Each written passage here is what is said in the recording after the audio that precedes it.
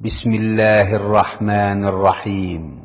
পরম করুণাময় ও অসীম দয়ালু আল্লাহর নামে শুরু।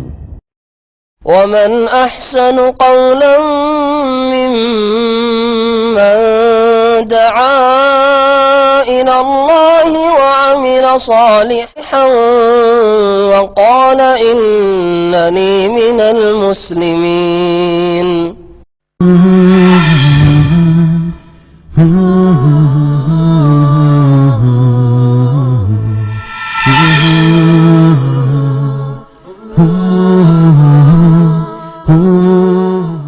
আসসালামু আলাইকুম ওয়া রাহমাতুল্লাহি ওয়া বারাকাতুহু।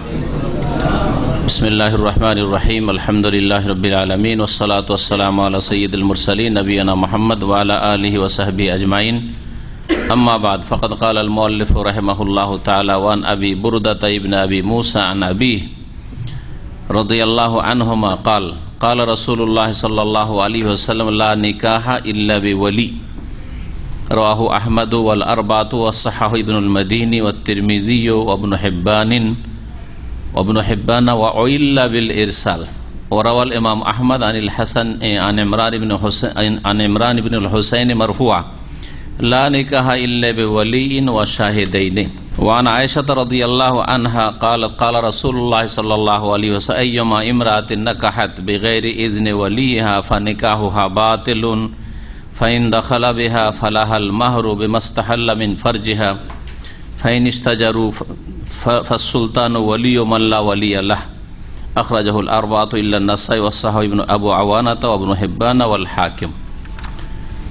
মহান আল্লাহর সমস্ত প্রশংসা যে আল্লাহ পাক রব্বুল আলামিন আমাদেরকে আমাদের যারা দায়িত্বশীল নেতৃস্থানীয় ব্যক্তি, অভিভাবক, তাদের ভালো কাজের ক্ষেত্রে আনুগত্য করার নির্দেশ দান করেছেন। ইয়া আইয়ুহাল্লাযীনা আমানু আতিউল্লাহ ওয়া আতিউর রাসূলা ওয়া উলিল আমরি মিনকুম। তোমরা আল্লাহকে মানো, রাসূলকে মানো এবং তোমাদের মধ্যে যারা উলিল আমর, যাদের হাতে নেতৃত্ব রয়েছে, দ্বীনি নেতৃত্ব, উলামায়ে কিরাম, কোরআন সুন্নাহর আলেম, তাদের কথা মানো। কিন্তু তাদের কথা শর্ত সাপেক্ষ মানতে হবে। রাসূলুল্লাহ সাল্লাল্লাহু আলাইহি ওয়াসাল্লামের নিয়ে আসা দিনের মুআফিক যদি হয়, অনুকূলে হয়, তাহলে মানতে হবে। তার বিপরীত হওয়াটা যদি কোনো ক্ষেত্রে স্পষ্ট হয়ে যায় তো ছেড়ে দেওয়া ফরজ। এ হচ্ছে আনুগত্য। কিন্তু আল্লাহ এবং তার রাসূলের আনুগত্য নিঃশর্তভাবে, কোনো শর্ত তার জন্য নেই। যখন বিশুদ্ধভাবে প্রমাণিত আল্লাহর কথা বা রাসূলের কথা, তখন মেনে নেওয়া প্রত্যেক মানুষের জন্য ফরজ। আর আরেক দল নেতৃস্থানীয় ব্যক্তি হচ্ছেন শাসকগণ। সে ক্ষুদ্র শাসক হোক, সীমিত ক্ষেত্রে শাসক হোক, অথবা বৃহৎ ক্ষেত্রে শাসক হোক, ইমামে আজম দেশের শাসক হোক, অথবা পরিবারের শাসক হোক, কোনো প্রতিষ্ঠানের শাসক হোক, আল্লাহ পাক আনুগত্যের নির্দেশ দিয়েছেন। তারই অন্তর্ভুক্ত মেয়েদের বিবাহের ক্ষেত্রে মেয়েরা নিজের অভিভাবক ওলির অনুমতি ছাড়া, ওলিকে না জানিয়ে, অভিভাবককে না জানিয়ে নিজেই বিয়ে বসবে না। এই মর্মে দুটি হাদিস রয়েছে আমাদের সামনে বুলুগুল মারামে। আবু বুরদা বর্ণনা করেন আবু মুসা আশআরীর ছেলে, তার পিতা থেকে, অর্থাৎ আবু মুসা আশআরী যে প্রখ্যাত সাহাবী, নবী করিম সাল্লাল্লাহু আলাইহি ওয়াসাল্লামের তার থেকে তার ছেলে আবু বুরদা বর্ণনা করেন। তিনি বলেন যে ক্বালা রাসূলুল্লাহ সাল্লাল্লাহু আলাইহি ওয়াসাল্লাম, রাসূলুল্লাহ সাল্লাল্লাহু আলাইহি ওয়াসাল্লাম বলেন, লা নিকাহা ইল্লা বিওয়ালিইন, কোনো বিবাহ হয় না, বিবাহের কোনো অস্তিত্ব নেই। লা নিকাহা, লা নিকাহা মওজুদ, বিবাহের কোনো অস্তিত্বই নেই, বিবাহ হয়ই না। ইল্লা বিওয়ালিইন, অভিভাবক ছাড়া। হাদিস ইমাম আহমদ মুসনাদে বর্ণনা করেছেন।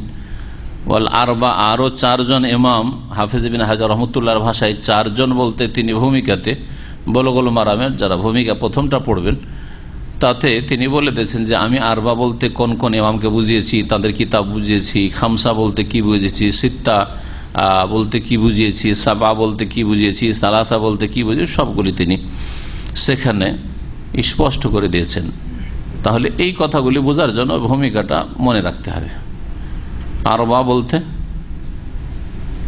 সোনানে আরবা, আবু দাউদ, নাসাই, তিরমিজি, ইবনে মাজাহ। তাহলে হাদিসটি সুনান আবু দাউদে রয়েছে, নাসাইতে রয়েছে, তিরমিজিতে রয়েছে, ইবনে মাজাহতে রয়েছে। ওয়াসাহাহু ইবনুল মাদিনী, ইমাম আলী ইবনুল মাদিনী ইমাম বুখারীর শিক্ষক ওস্তাদ, তিনি হাদিসটিকে সহিহ বলেছেন। ইমাম তিরমিজি হাদিসটিকে সহিহ বলেছেন। ইমাম ইবনে হিব্বান তার কিতাব যে সহিহ ইবনে হিব্বান রয়েছে তাতে তিনি হাদিসটিকে নিয়ে এসেছেন, মানে সহিহ তার কাছে। ও ইল্লা ইরসাল, আর তার মধ্যে একটি দোষ কেউ কেউ বর্ণনা করেছে, সেটি হচ্ছে মুরসাল হওয়ার হাদিস। মুরসাল, মুরসাল হালকা দুর্বল, কি দুর্বল ও তার দুর্বল হাদিসের বিভিন্ন স্তর রয়েছে, বেশি দুর্বল, মাঝারি দুর্বল, হালকা দুর্বল। সবচেয়ে হালকা দুর্বল হাদিস হচ্ছে মুরসাল হাদিস। মুরসাল কাকে বলে? কি কাউলু তাবেই, তাবেই যদি বলে তাবেই নবী সাল্লাল্লাহু আলাইহি ওয়াসাল্লামকে পান নাই, তাহলে তিনি যে কোনো সাহাবীর কাছ থেকে হাসিল করেছেন, তাই না? অথবা সম্ভাবনা আছে যে এক তাবেই আর এক তাবেই থেকে হাসিল করে, এটাও সম্ভাবনা আছে। এই সম্ভাবনার কারণে দুর্বল ধরা হচ্ছে হালকা। যদি এই সম্ভাবনা না থাকতো নিশ্চিত যে আমি একজন সাহাবী থেকে বর্ণনা করেছি, তাহলে সাহাবীরা সকলে হচ্ছেন সেকা, আদেল, বিশ্বস্ত। আল্লাহ পাক তাদেরকে সার্টিফিকেট দিয়েছে রাদিয়াল্লাহু আনহুম ওয়া রাদু আনহু, আল্লাহ তার রাজি। সুতরাং সাহাবী কোন সাহাবী তার নাম তো জানি না, যে সাহাবীর নাম উল্লেখ করেনি, এতে জয়ীফ হইতো না হাদিস। শুধু একটা সম্ভাবনা থেকে যাচ্ছে যে হতে পারে যে তাবেই আরেক তাবেই থেকে বর্ণনা করেছেন। আপনি একজন সহপাঠী থেকে আপনি বর্ণনা করেছেন সরাসরি, আমার থেকে নয়, এটা তো হইতে পারে। এখন তাবেই থেকে বর্ণনা, তাবেইদের মধ্যে দুর্বল বর্ণনাকারীদের সংখ্যা খুব কম অন্যদের তুলনায়। পরবর্তীকালের বর্ণনাকারীদের তুলনায় তাবা তাবেইন বা তারপরের জামানায় আরো দুর্বল বর্ণনাকারীর সংখ্যা বেশি বেড়েছে। তারপরেও একটা সম্ভাবনা আছে, যার ফলে হাদিসটাকে ধরা হয়েছে যে জয়ীফ, যদি তার মোতাবে বা শাহেদ সমর্থক কোনো হাদিস না থাকে। এই একটা দোষ বা রোগ এই হাদিসের কেউ কেউ বর্ণনা করেছেন। পরে বলবো যে এই দোষ মুক্ত কিনা হাদিসটা, নাকি হালকা জয়ীফ বলা হবে। ইমাম আহমদও বর্ণনা করেছেন হাদিসটি হাসান বসরি থেকে, আর তিনি বর্ণনা করেছেন ইমরান বিন হোসাইন থেকে রাদিয়াল্লাহু আনহু মারফুআন, মানে রাসূলুল্লাহ সাল্লাল্লাহু আলাইহি ওয়াসাল্লাম বলেছেন লা নিকাহ, তাতে একটু বাড়তি শব্দ রয়েছে। আর একটি অতিরিক্ত মাসালা জানা হবে, লা নিকাহা ইল্লা বিওয়ালিয়িন, কোন বিবাহের অস্তিত্ব নেই, বিবাহ হয় না, ইল্লা বিওয়ালিয়িন অভিভাবক ছাড়া, ওয়া শাহেদাইনে আর দুই সাক্ষী ছাড়া। ওলিও থাকতে হবে আর কমপক্ষে দুইজন সাক্ষী থাকতে হবে, যারা প্রত্যক্ষ করবে যে আমাদের সামনে বিবাহটি হইল। যদি অভিভাবক আছে আর ছেলে পাত্র আছে, আর বলল যে আমি তোমার সাথে বিয়ে দিয়ে দিলাম আমার মেয়ের বা আমার বোনের, আর সেই ছেলেটি কবুল করে নিল, কোনো সাক্ষী নেই, তাহলে বিবাহ হয় না, যদি অভিভাবক আছে। এই হাদিস সম্পর্কে ইমাম ইবনুল মুলাক্কিন তার বুখারীর একটা শারহ রয়েছে, তিনি বলছেন যে আল খোলাসা, খোলাসা নামক কিতাবে ইন্নাল বুখারী সাহাহ, ইমাম বুখারী হাদিসটিকে সহিহ বলেছেন। ওয়াহতাজ্জা বিহি ইবনে হাজম, ইমাম ইবনে হাজম আয-যাহিরি হাদিসটিকে দলিলে পেশ করেছেন। ইমাম হাকিম বলছেন কাদ সাহাতির রিওয়ায়াতু ফিহি আন যাওজাতিন নবী সালাস, নবী করিম সাল্লাল্লাহু আলাইহি সাল্লাম থেকে এই ওলি ছাড়া বিবাহ হয় না, এই হাদিসটি নবী সাল্লাল্লাহু আলাইহি সাল্লামের 3 বিবি হতে বর্ণিত, আয়েশা রাদিয়াল্লাহু আনহা থেকে, যায়েনব রাদিয়াল্লাহু আনহা থেকে, উম্মে সালমা রাদিয়াল্লাহু আনহা থেকে। তাহলে আবু মুসা আশারি ছাড়া, এই হাদিসটি ছাড়া আরো 3 নবী করিম সাল্লাল্লাহু আলাইহি সাল্লামের আজওয়াজ বিবিগণ থেকে বর্ণিত। তারপরে এই 3 জন তো নবীর বিবি, সাহাবী, সুম্মা সারাদা সালাসিনা সাহাবিয়ান কুল্লুহুম রাওয়াহু, 30 জন সাহাবীর নাম উল্লেখ করেছেন, যারা প্রত্যেকে এই হাদিসটি বর্ণনা করেছেন। এই হাদিসটি 30 জন সাহাবী বর্ণনা করেছেন, যাদের নাম এক এক করে উল্লেখ করেছেন। আল্লামা আলবানী বলছেন এই সামনের আগের ওলামাদের কথাগুলিকে সামনে রেখে যে আল হাদিস ও সাহিহুন বিলা রাইবিন, নিঃসন্দেহে হাদিসটি সহিহ, ওলি ছাড়া বিবাহ হয় না, এই হাদিসটি হচ্ছে সহিহ। ফাইন্না হাদিস আবি মুসা সাহাহ জামাআত মিনাল আইম্মা, এক দল ইমামগণ আবু মুসা আশআরী হাদিসকে সহিহ বলেছেন, ওই হাদিসটিকেও সহিহ বলেছেন। কিছু লোক এই জন্য মজহুলের সেগা গ্রামারে ও ইল্লাহ, কেউ কেউ ওর মধ্যে একটা দোষ বের করেছে, যেহেতু মুরসাল আছে, তাহলে অন্যরা বের করেনি। তাহলে একদল আইম্মা হাদিসটাকে কি বলেছেন? সহি বলেছেন। ফায়জান দাম্মা অতিরিক্ত, ধরেই নিলাম যে হাদিসটি যদি মুরসালও হয়, অল্প কিছু ইমামদের আলেমদের কথা, সেটাই ঠিক, তাহলে সমর্থক হাদিস রয়েছে। ফায়জান দাম্মা ইলাইহি মুতাবাআত মান তাবাহু, বেশ কিছু অন্যান্য বর্ণনাকারীরা ইমামরা এই হাদিসের সমর্থক হাদিস বর্ণনা করেছেন। ওয়াবাজুস শাওয়াহিদ, মুতাবিও রয়েছে আর শাহিদও রয়েছে, দুই রকমের সমর্থক হাদিস। এর আগে মুতাবা শাওয়াহিদের পার্থক্য বর্ণনা করেছি, মানে বিভিন্ন সাহাবী থেকে বর্ণনা রয়েছে আর এক সাহাবী থেকে বিভিন্ন সূত্র দিয়ে বর্ণিত রয়েছে। আর সেগুলি আল্লাতী লাম ইয়াস্তাদআফুহা, যেগুলি এমন বড় দুর্বল নাই, বেশি দুর্বল নাই, তাহলে ফাইনাল কালবা ইয়াতমাইন্নু ইলাইহি, তাহলে মানুষ, একজন মুসলিমের মন, হৃদয় এর ওপর প্রশান্তি লাভ করে যে হাদিসটা বিশুদ্ধ সহিহ।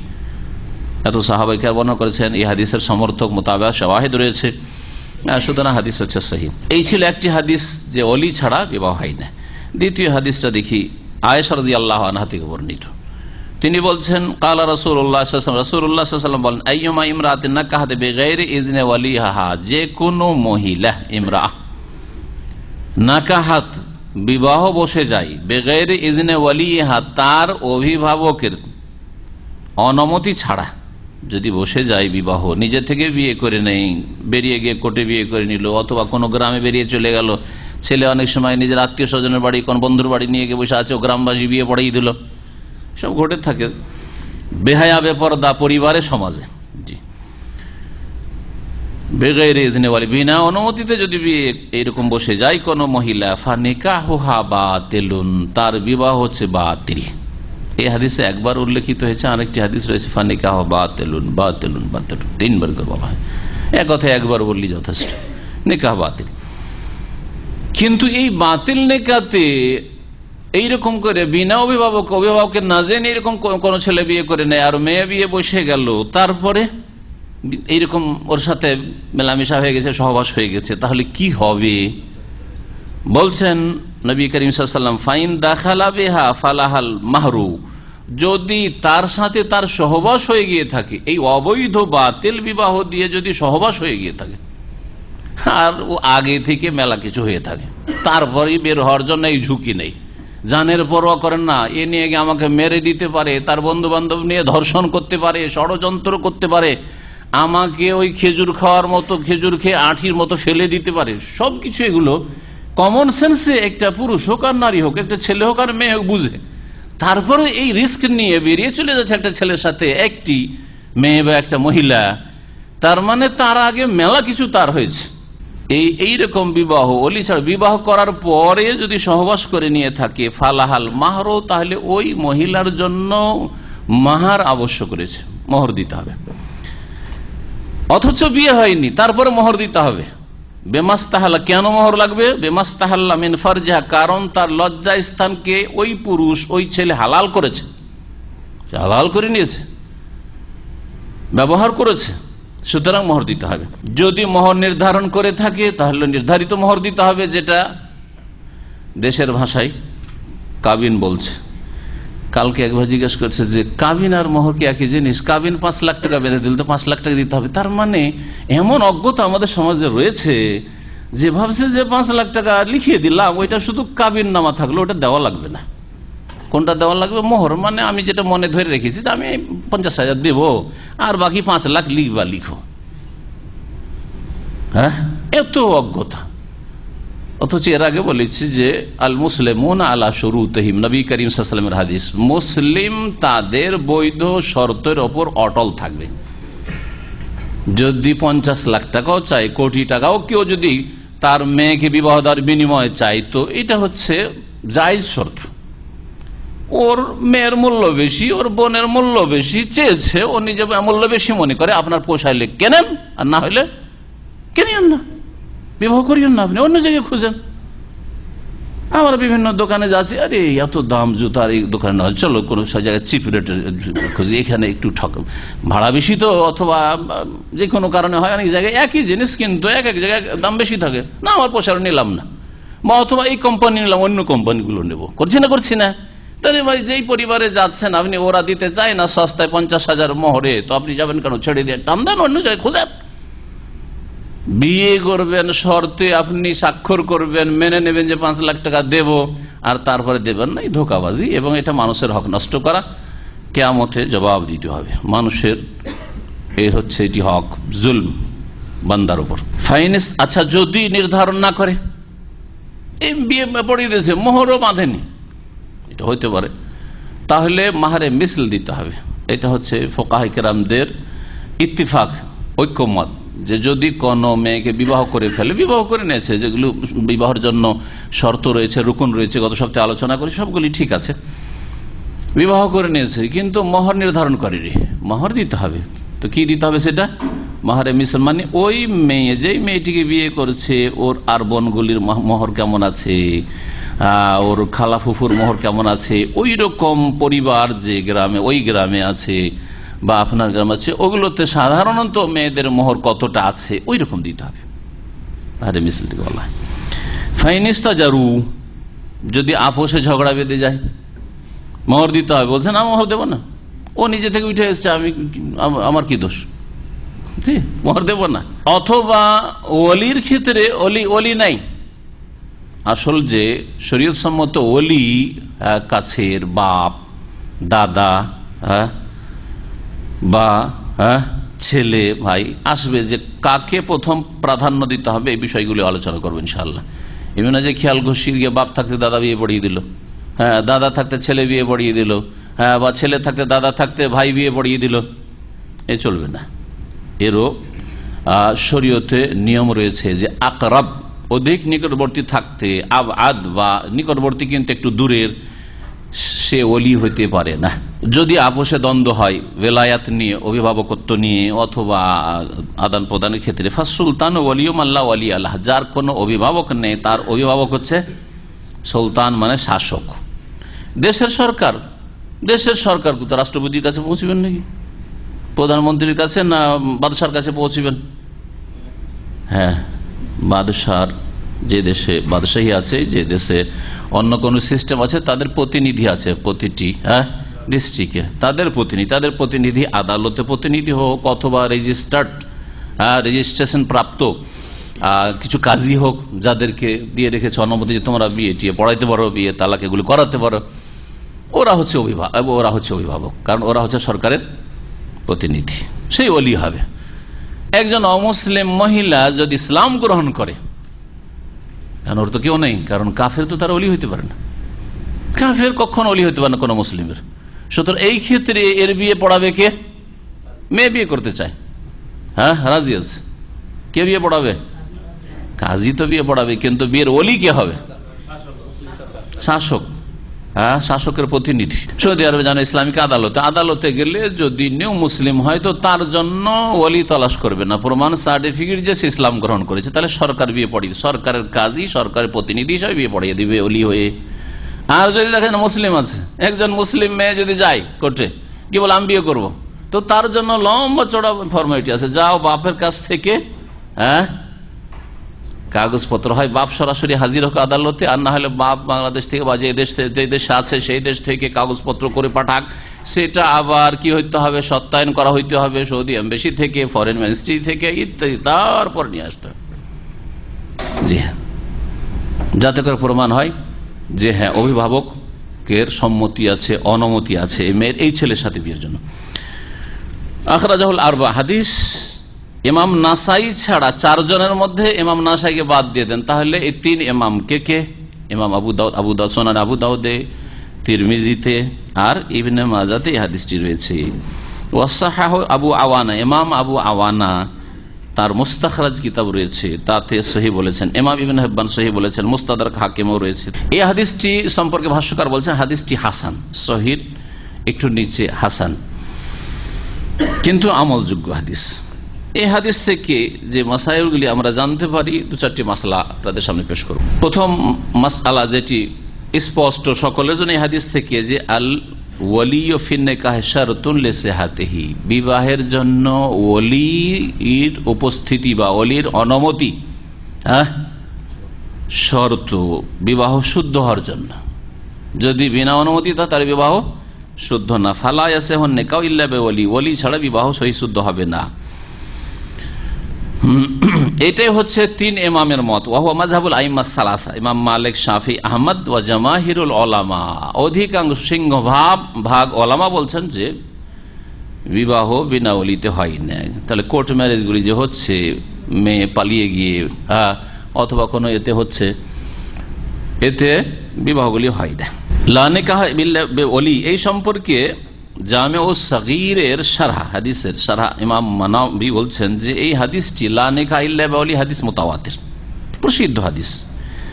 আর ইমাম হাকিম এটিকে 30টি সূত্র থেকে সনদ থেকে বর্ণনা করেছেন। ওয়া আখরাজাহুল হাকিম মিন নাহওয়ি 30 ওয়াজহান। সুতরাং এই হাদিস অত্যন্ত বলিষ্ঠ, যে এত হালকা বিষয় নয় যে মেয়ে বেরিয়ে গেল, মেয়ে সাবালিকা, মেয়ে কলেজে পড়ে, মেয়ে শিক্ষিতা, বেরিয়ে গেল, বিয়ে করলো, বিয়ে হবে না। ওলি হওয়ার জন্য কি কি শর্ত? একজন যে যোগ্য ওলি হবে, কাজের যোগ্য, যাতে করে তার বেলায়াত, তার অভিভাবকত্ব স্বীকৃত হয় শরীয়তে। বলছেন যে ওলি হওয়ার জন্য প্রথম শর্ত মুকাল্লাফ হওয়া, তার ওপর শরীয়তের ভার অর্পিত হয়েছে আল্লাহর পক্ষ থেকে, অর্থাৎ সাবালক হইতে হবে। নাবালকের উপরে শরীয়তের ভার আসে, নামাজ ফরজ হয়নি, সিয়াম রোজা ফরজ হয়নি, ঠিক না, হজ ফরজ হয়নি। তাহলে নাবালক ছেলে, ধরেন ছেলে আছে বা ভাই আছে, মেয়ে বিয়ে করবে, আর ভাই আছে 12-13 বছরের, ওলি হইতে পারবে না? হইতে পারবে যতক্ষণ পর্যন্ত সাবালক না হয়েছে। যকুরিয়া, দ্বিতীয় শর্ত হচ্ছে যে পুরুষ হইতে হবে। তাহলে বোঝা গেল যে কোন মহিলার জন্য ওলি হইতে পারবে না। বলছে আমার মাই সবকিছু, বাপ নেই, আমার মাই সবকিছু, মা সবকিছু হলো, বিয়ের ক্ষেত্রে সবকিছু না। আর আমাদের দেশে এই অজ্ঞতা খুব রয়েছে, বাপ নেই, হয়তো মারা গেছে, মাই বিয়ে দিয়ে দিল, কোন ওলি খুজারি প্রয়োজন মনে করলো না, বাপ মারা গেছে, মা আছে, বিয়ে দিয়ে দিল। আমি এমন ঘটনা জানি যে বাপ আছে, হজে এসছে, আর মেয়ের বিয়ে এসছে, বিয়ে পড়িয়ে দিয়েছে, ও খবরও দেয়নি, ও গিয়ে দেখছে যে আমার মেয়ের বিয়ে হয়ে গেছে। তখন আর টেলিফোনের যুগ ছিল না, এমন যুগের কথা, যখন টেলিফোন ছিল না, তখন হাজিদের সাথে যোগাযোগ শুধু চিঠিপত্রে। তো চিঠিপত্র আসবে যাবে, ওই সব আর ধারে নি, বিয়ে পড়িয়ে দিয়েছে, ছেলে ভালোবেসে বিয়ে পড়িয়ে দিয়েছে, বিয়ে হয়নি। অথচ দিনদার ফ্যামিলি, নামাজি ফ্যামিলির কথা বলছি। তাই নামাজি ফ্যামিলি এইরকম অন্যায় কিসের কারণে? অজ্ঞতা, জেহালতের কারণে। মুসলিম সমাজে বড় জেহালত রয়েছে। দ্বিতীয় শর্ত পুরুষ হইতে হবে।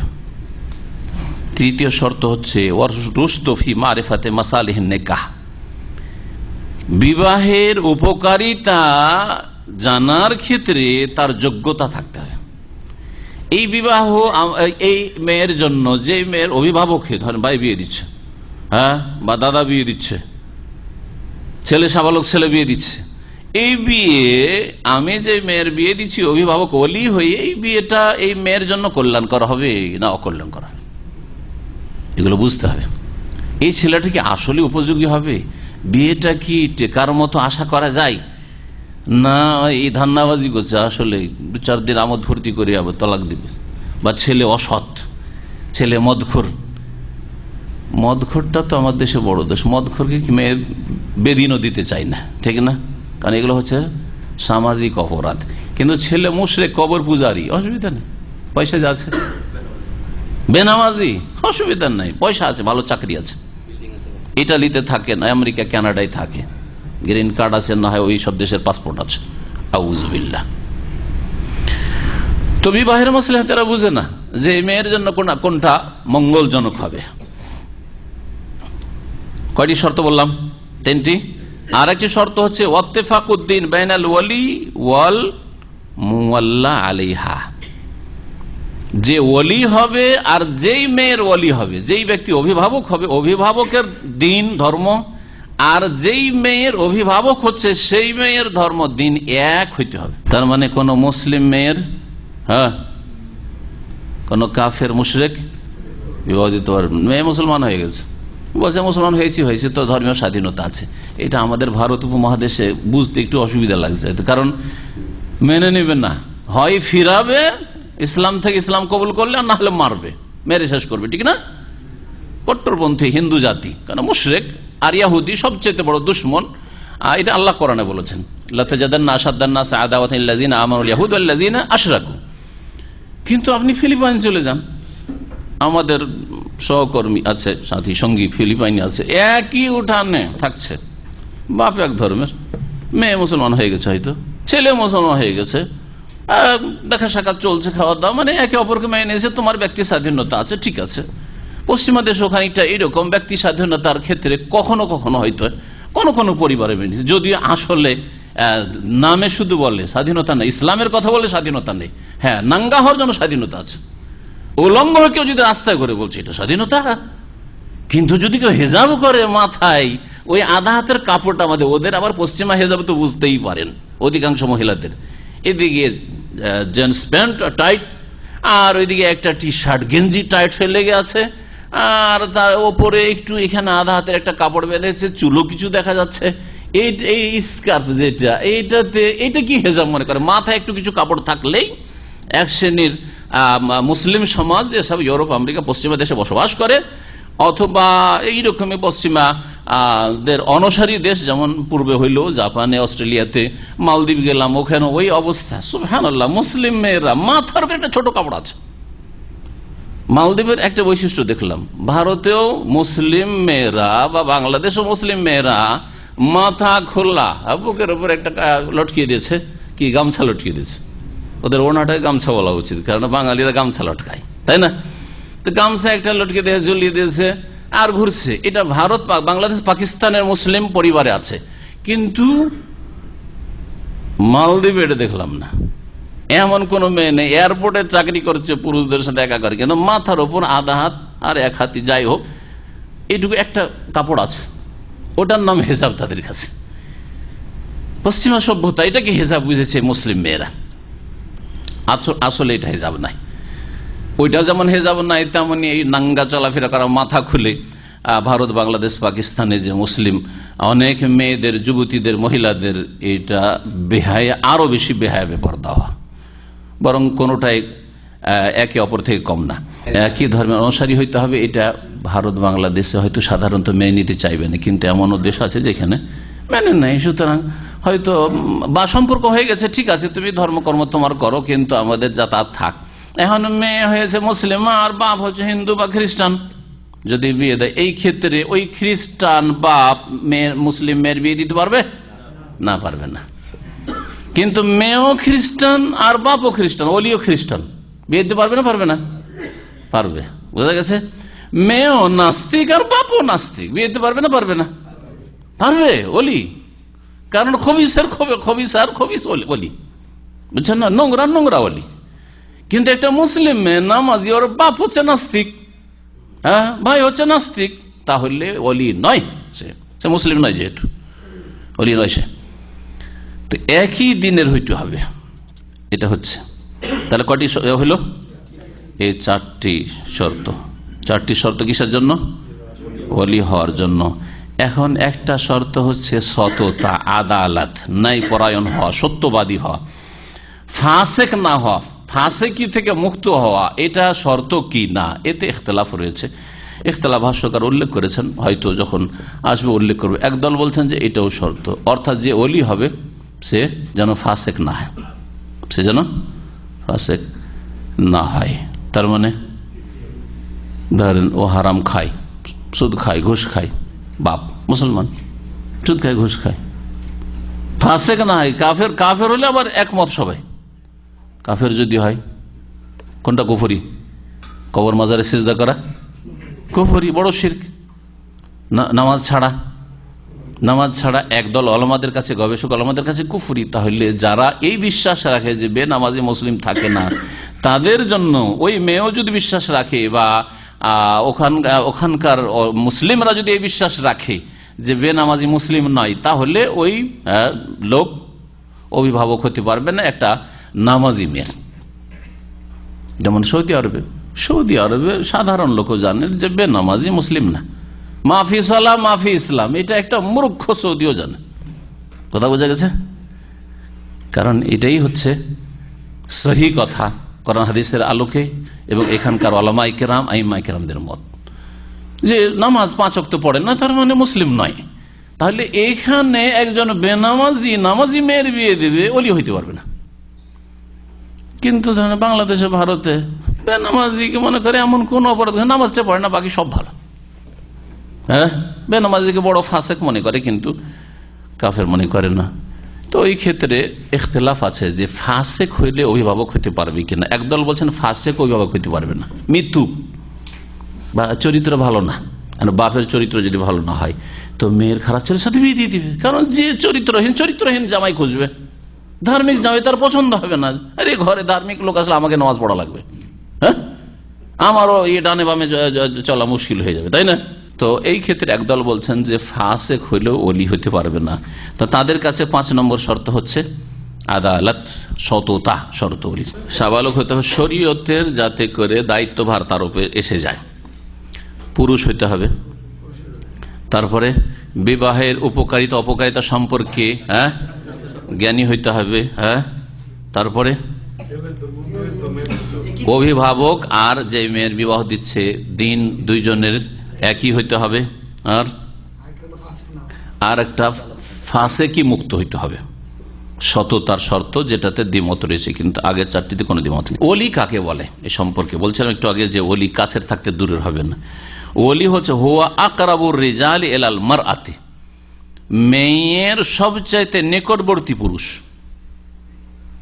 নিকটবর্তী মহিলা নাই, নিকটবর্তী মহিলা মা, হ্যাঁ না, আকরাবুর রিজাল ইলাল মারআ, যেই মেয়ের ওলি হচ্ছে বিবাহ দিচ্ছে সেই মেয়ের সবচাইতে নিকটাত্মীয় পুরুষ, এই হচ্ছে আসল ওলি। ফালা ইউজাওয়িজুহা ওয়ালিউন বাঈদুন মা ওজুদি আকরাব মিনহু, কাছের অভিভাবক থাকতে, কাছের পুরুষ থাকতে দূরের কোন পুরুষ কোন মেয়ের বিবাহ দিতে পারবে না। তাহলে সবচেয়ে কাছের কে? বলছেন আকরাবুহুম আবুহা, সবচেয়ে নিকটবর্তী হচ্ছে মেয়ের বাবা। সুম্মা জাদ্দুহা মিনাল আব, তারপরে হচ্ছে তার দাদা, মানে যেটা আমাদের দেশে দাদা বলি, আরবিতে জাদ শব্দটি দাদার ক্ষেত্রে বলা হয় আর নানার ক্ষেত্রে বলা হয়। এখন দাদাও বেঁচে আছে, নানা বেঁচে আছে, কে বিয়ে দেওয়ার বেশি অধিকার রাখে? বলছে জাদ্দুহা মিনাল, বাপের পক্ষ থেকে যে জাদ, অর্থাৎ যাকে দাদা বলা হয়, নানা নয়। নানা যদি ঝগড়া বাঁধায়, আমি বিয়ে দেবো আমার নাতনির, না, তার হক নেই। ওয়াইন আলা, দাদা নাই কিন্তু দাদার বাপ বেঁচে আছে, দাদার জায়গায় নেবে। জি, দাদার পরে দাদার বাপ, দাদার বাপের পর হইতে পারে যে কি 100-150 বছর বেঁচে আছে, কিন্তু 50 বছরে মারা গেছে, তার বাপ মারা গেছে, দাদা মারা গেছে, হইতে পারে না। জি, শরীয়তে বিধান সকলের জন্য। সুতরাং এই বিষয়টি স্পষ্ট হতে, ওয়াইন আলা, যতই ওপরে চলে যাক না কেন, কিন্তু ওই যে দাদার ওপর দিকে যাচ্ছে, দাদার বাপ, দাদার বাপের বাপ, এই করে যাচ্ছে, সুতরাং ও ওলি, বেঁচে থাকলে ওলি, কাছেটা না থাকতে। এটা হলো 2 নম্বর হয়েছে। 3 নম্বর সুম্মা ইবনুহা, তারপরে যেই মহিলার বিবাহ হচ্ছে তার ছেলে সন্তান, ছেলে সন্তান, মেয়ে সন্তান নয়, ছেলে সন্তান। ছেলে মায়ের বিয়ে দিতে পারে, এটা যেহেতু আমাদের সমাজে দেখা যায় না। হ্যাঁ, কারণ এইরকম ছেলে সাবালক হলে মাকে বিয়েই করতে দিবে না।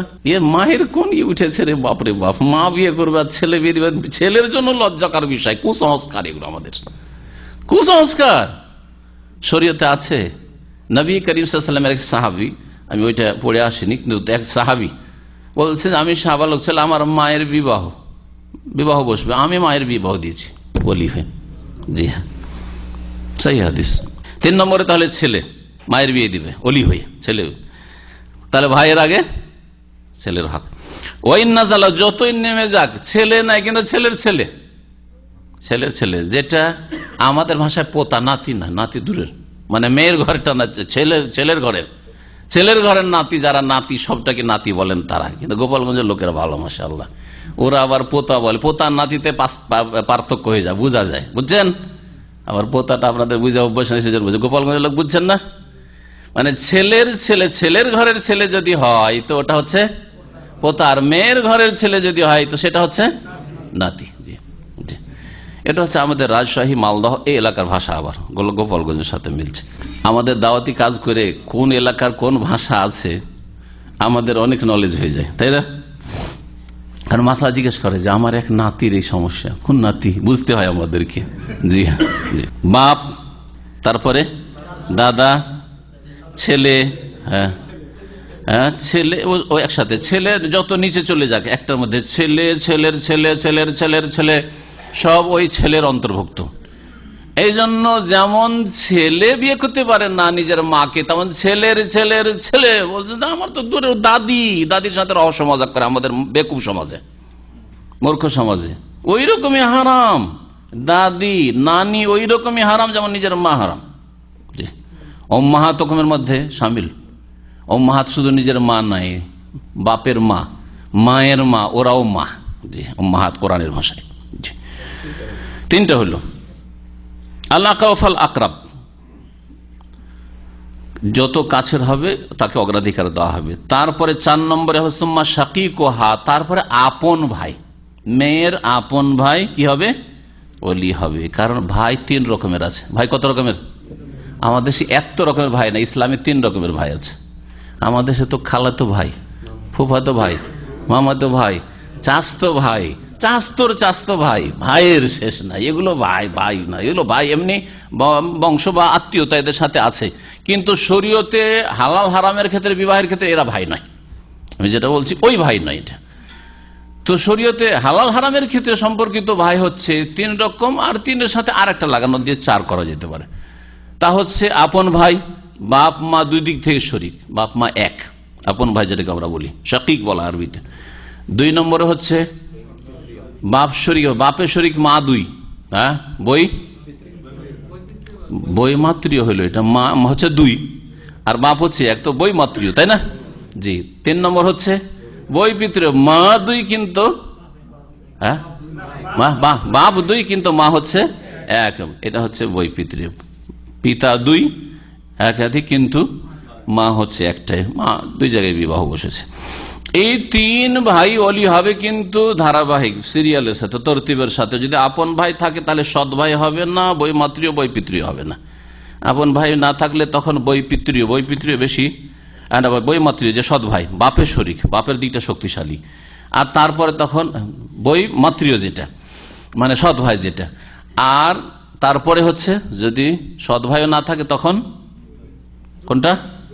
দুধ ভাই, না না না, বই পিতৃয়। আমাদের অঞ্চলে এর একটা নাম আছে, কাঠ ভাই। আপন ভাই, সৎ ভাই আর কাঠ ভাই, এসি কেন বন্ধ করলেন? কাঠ ভাই কেন বলে জানেন? ওই যে কাঠে যেমন রস নেই, তেমন এই ভাইয়ের কোনো মায়া নেই। এগুলো মূর্খদের কথা, ওই মুরব্বীদের কাছ থেকে শোনা কথা এগুলো বললাম, এগুলো কোনো হাদিস করার কথা না।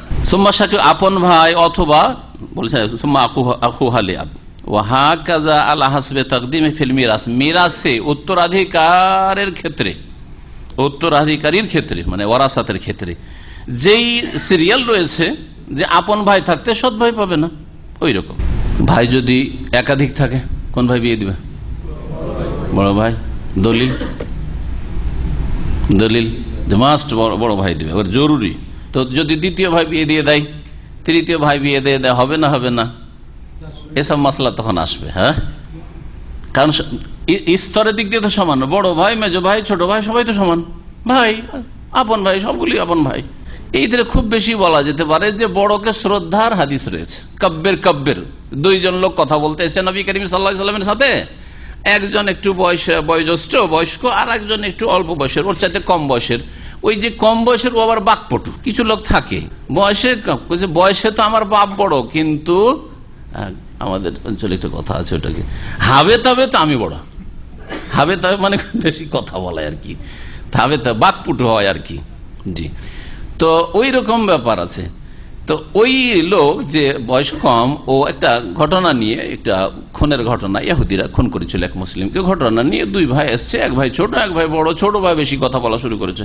নবী করিম জানতে বলেন যে এটা ছোট ভাই, এটা বড় ভাই। বলে যে কাব্যের মানে বড়কে কথা বলতে দাও, বড়কে আগে কথা বলতে দাও। এটা হচ্ছে শরীয়তের, এটা হচ্ছে উত্তম বিধান। কিন্তু দেখা যাচ্ছে বড় কথা বলতে পারে না, বড় এক সময় কথা বলা অভ্যাস নেই, 5টা লোকের সামনে বলতে পারবে না, কাঁপছে তত্তর করে, তো ছোট বলবে না।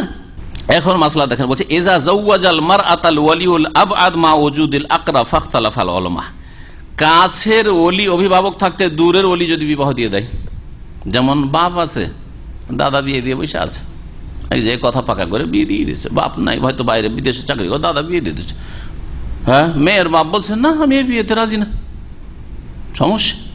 বড় ছেলে বিয়ে দিয়ে বসে আছে, বাপ আছে। ফাখতালাফাল উলামা, এই বিয়ে হবে কি হবে না, অনুমতি দিলে হবে কি না, না একবারে বিয়ে বাতিল হবে, ওলামাদের ইখতিলাফ রয়েছে। ফাবাদহুম কাল আন নিকাহ মাফসুখুন, কিছু ওলামারা বলেছেন নেকাহ এই বিবাহ বিচ্ছেদ, ফাসখ মানে বিচ্ছেদ করতে হবে। বাদহুম কাল, আর কেউ কেউ বলেছেন জায়েজ। হ্যাঁ, ওয়াবাদহুম কাল লিল আকরাবে আন ইউজিজ আয়াফসাত, তাহলে একমত হচ্ছে যে কাছের ছিল কিন্তু দূরেরটা দিয়ে দিয়েছে, বাপ ছিল দাদা বিয়ে দিয়ে দিয়েছে, চলবে, জায়েজ। আর এক দল বলছে যে না, এই বিবাহ হবেই নাই, সুতরাং বিবাহ বিচ্ছেদ করতে হবে, তার মানে ফাসেদ বিবাহ বিচ্ছেদ করতে হবে। আর 3 নম্বর মত হচ্ছে যে লিল আকরাবে আন ইউজিজ আও ইয়াফসাখ, যে কাছের ওলি তার অধিকার রয়েছে এই বিয়েকে স্বীকৃতি দিতে পারে। ঠিক আছে, আমার বাপ যখন বিয়ে দিয়ে দিয়েছে আমার মেয়ের, হ্যাঁ, আমি মেনে নিলাম, বা আমার বড় ছেলে যখন বিয়ে দিয়ে দিয়েছে আমি থাকতে আমি মেনে নিলাম। যদি মেনে নেই তাহলে ঠিক আছে, বিয়ে স্বীকৃত। অথবা সে ফাস্ট করতে পারে, না আমি এই বিয়ে মেনে নিতে পারি না, আমার মেয়ের বিয়ে আমি দেবো, এখানে আমি পছন্দ করি দেবো না, তাহলে বিবাহ বিচ্ছেদ করার অধিকার রয়েছে। ওয়াসাবাবু হাযাল ইখতিলাফ হালি তারতিব বাইনাল আকারিব ফি লায়াতিন নিকাহ হুকমুন শারঈন মাযু হাক্কিল্লাহ ফায়াকুনু নিকাহ গায়রু মুনআকিদ ওয়া ইয়াজু ফাসখুহু। বলছেন যে এই ইখতিলাফের কারণ কি, কারণটি বর্ণনা করেছেন, যেগুলি আমাদের আর বেশি জানার তেমন কোনো প্রয়োজন নেই, সেজন্য আর ওতে লম্বা করতে যাচ্ছি না। আসল হাদিসের মাসলা কি ছিল? আসল মাসলাতে আসেনি, তখন শুধু ওলির কাছের আর দূরের এগুলিতে থাকলাম। ওলি ছাড়া বিবাহ হয় না, এটা হচ্ছে হাদিসের ভাষা, তাই না? এইটি হচ্ছে 3 ইমামের মত। এই বিষয়ে ইখতিলাফ রয়েছে, অধিকাংশ ওলামা মুহাদ্দিসিন, সকল প্রায় মুহাদ্দিসিন, আর 3 ইমাম মানে ইমাম মালিক, শাফি, আহমদ, তারা বলছেন যে আন্নাল ওয়ালিয়া শারতুন লিসিহাত আকদিন নিকাহ, বিবাহ বন্ধন শুদ্ধ হওয়ার জন্য ওলি শর্ত, ওলি ছাড়া বিবাহ হয় না। ওয়াজাহাবাল ইমাম আবু হানিফা ওয়াতবাহু, ইমাম আবু হানিফা আর তার অনুসারী মুকাল্লিদিনরা বলছেন এলা আন্নাহু লা ইশতারাত, অভিভাবকের শর্ত নেই, অভিভাবক ছাড়াও মেয়ে বিয়ে যদি সাবালিকা হয়, বিয়ে বসে যায় তো বিয়ে হয়ে যাবে। অধিকাংশ ওলামাদের দলিল কি আর ইমাম আবু হানিফারই বা দলিল কি, একটু দলিলটা আপনাদেরকে টাচ দিচ্ছে, বিস্তারিত না বল। অমিন আদিল্লাতিহিম, প্রথম কথা অধিকাংশ ওলামা 3 ইমাম এবং মুহাদ্দিসিনরা তারা যে বলছেন যে ওলি ছাড়া বিবাহ হয় না, ওয়া হুজ্জাতুহুম আদিল্লা কাসীরা, তাদের অনেক দলিল রয়েছে, তাদের অনেক দলিল রয়েছে। ওয়াহিয়া মাসআলাতুন খিলাফাতুন ফিল, এই মাসলায় ইখতিলাফ রয়েছে। আর আবু হানিফা এবং তার অনুসারী যারা মুকাল্লিদিন তাদের দলিল হচ্ছে কিয়াসুন নিকাহি আলাল বাইয়ি ফাইন্না লিল মারআতি আন তাস্তাগিল্লা ওয়া তাবিয়া মা তাশাউ মিন মালিহা, বলছে তারা কিয়াস করেছে, তো কিয়াস করলো হাদিস থাকা সত্ত্বেও, তার মানে আমরা কোনো খারাপ ধারণা ইমামদের সম্পর্কে রাখবো না। হয়তো লা নিকাহ ইল্লা বিওয়ালিয়িনের হাদিস পৌঁছেনি সেই জামায় নাই, 80 হিজরিতে তার জন্ম, 20 বছর তো একটা সাধারণ একটা আলেম হইতেই লাগে, তাহলে 100 হিজরি থেকে 150 পর্যন্ত, 150 হিজরিতে ইমাম আবু হানিফার ইন্তেকাল, হয়তো সেই যুগে হাদিসের এই চর্চা হয়নি, বুখারীও লেখা হয়নি, মুসলিম কোনো হাদিসের কিতাব লেখা হয়নি, আর এই হাদিসের সফরগুলো শুরু হাদিস পৌঁছেনি। কিন্তু মাসলা বলতে হবে, জনসাধারণকে ফতোয়া দিতে হবে, তখন তিনি ইজতিহাদ করতে গিয়ে কিয়াস করেছেন, কিয়াসের আশ্রয় নিয়েছেন, যুক্তির আশ্রয় নিয়েছেন। কিয়াস মানে যুক্তির আশ্রয় নেওয়া, সাধারণভাবে বোঝানোর জন্য। কিয়াস একটি অস্পষ্ট মাসলা, দলিল পাচ্ছি না, ক্লিয়ার দলিল পাচ্ছি না, আর একটা এই ধরনের এর মতোই মাসলা, তাতে স্পষ্ট দলিল আছে, তখন যেটার স্পষ্ট দলিল আছে ওই মত বা ওই ফতোয়ার ওপর কিয়াস করছি, যেটার অস্পষ্ট দলিল বা দলিল পাচ্ছি না সেটাকে, যেটা দলিল খুঁজে পাচ্ছি না সেটাকে কিয়াস করবো কিসের ওপর?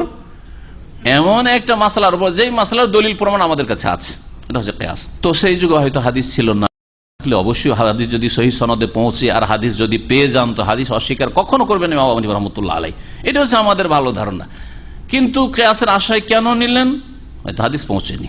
কিয়াসটা কি বলছেন যে একজন মহিলা ব্যবসা বাণিজ্যের ক্ষেত্রে, কেনাকাটার ক্ষেত্রে তার নিজের ব্যক্তি মালিকানায় পয়সা আছে, বাপের অনুমতি নিতেই হবে? বলেন, বাপের টাকা নেই নিশু, মেয়ে চাকরি করে, হ্যাঁ মেয়ে চাকরি করে, অথবা মেয়ের বিজনেস আছে আর বিজনেসে ভালো ইনকাম করে, কেনাকাটা করবে, প্রত্যেকটার ক্ষেত্রে বাপের অনুমতি নিতে হবে যে এটা কিনবো কিনা, এটা বেচবো কিনা, এটা কিনবো কিনা, বেচবো কিনা। হ্যাঁ, এটা কেউ বলে না। ইমাম শাফিও বলে না, মালিক বলে না, আহমদও বলে না, আবু হানিফা বলে না, কেউ বলে না। বলছে যে এটাতে যখন সে স্বাধীন, নিজের ধন সম্পদে সে তার পুরো নিয়ন্ত্রণ রাখে, তাসাররুফ করতে পারে, তাতে যদি আমার পয়সা আমি দান করবো, বাপের অনুমতি নিতে হবে। আমি আমার নিজের চাকরি করে ইনকাম করি, আমি ইসলামিক সেন্টারে দান করবো, আমি মসজিদে দান করবো, আমি এতিমখানায় দান করবো, বাপের অনুমতি নিতে হবে? না দিতে হবে না, না প্রয়োজন নেই, কারণ বাপের পয়সা দান করছে না। বাপের পয়সা দান করলে তখন অনুমতি আবশ্যক।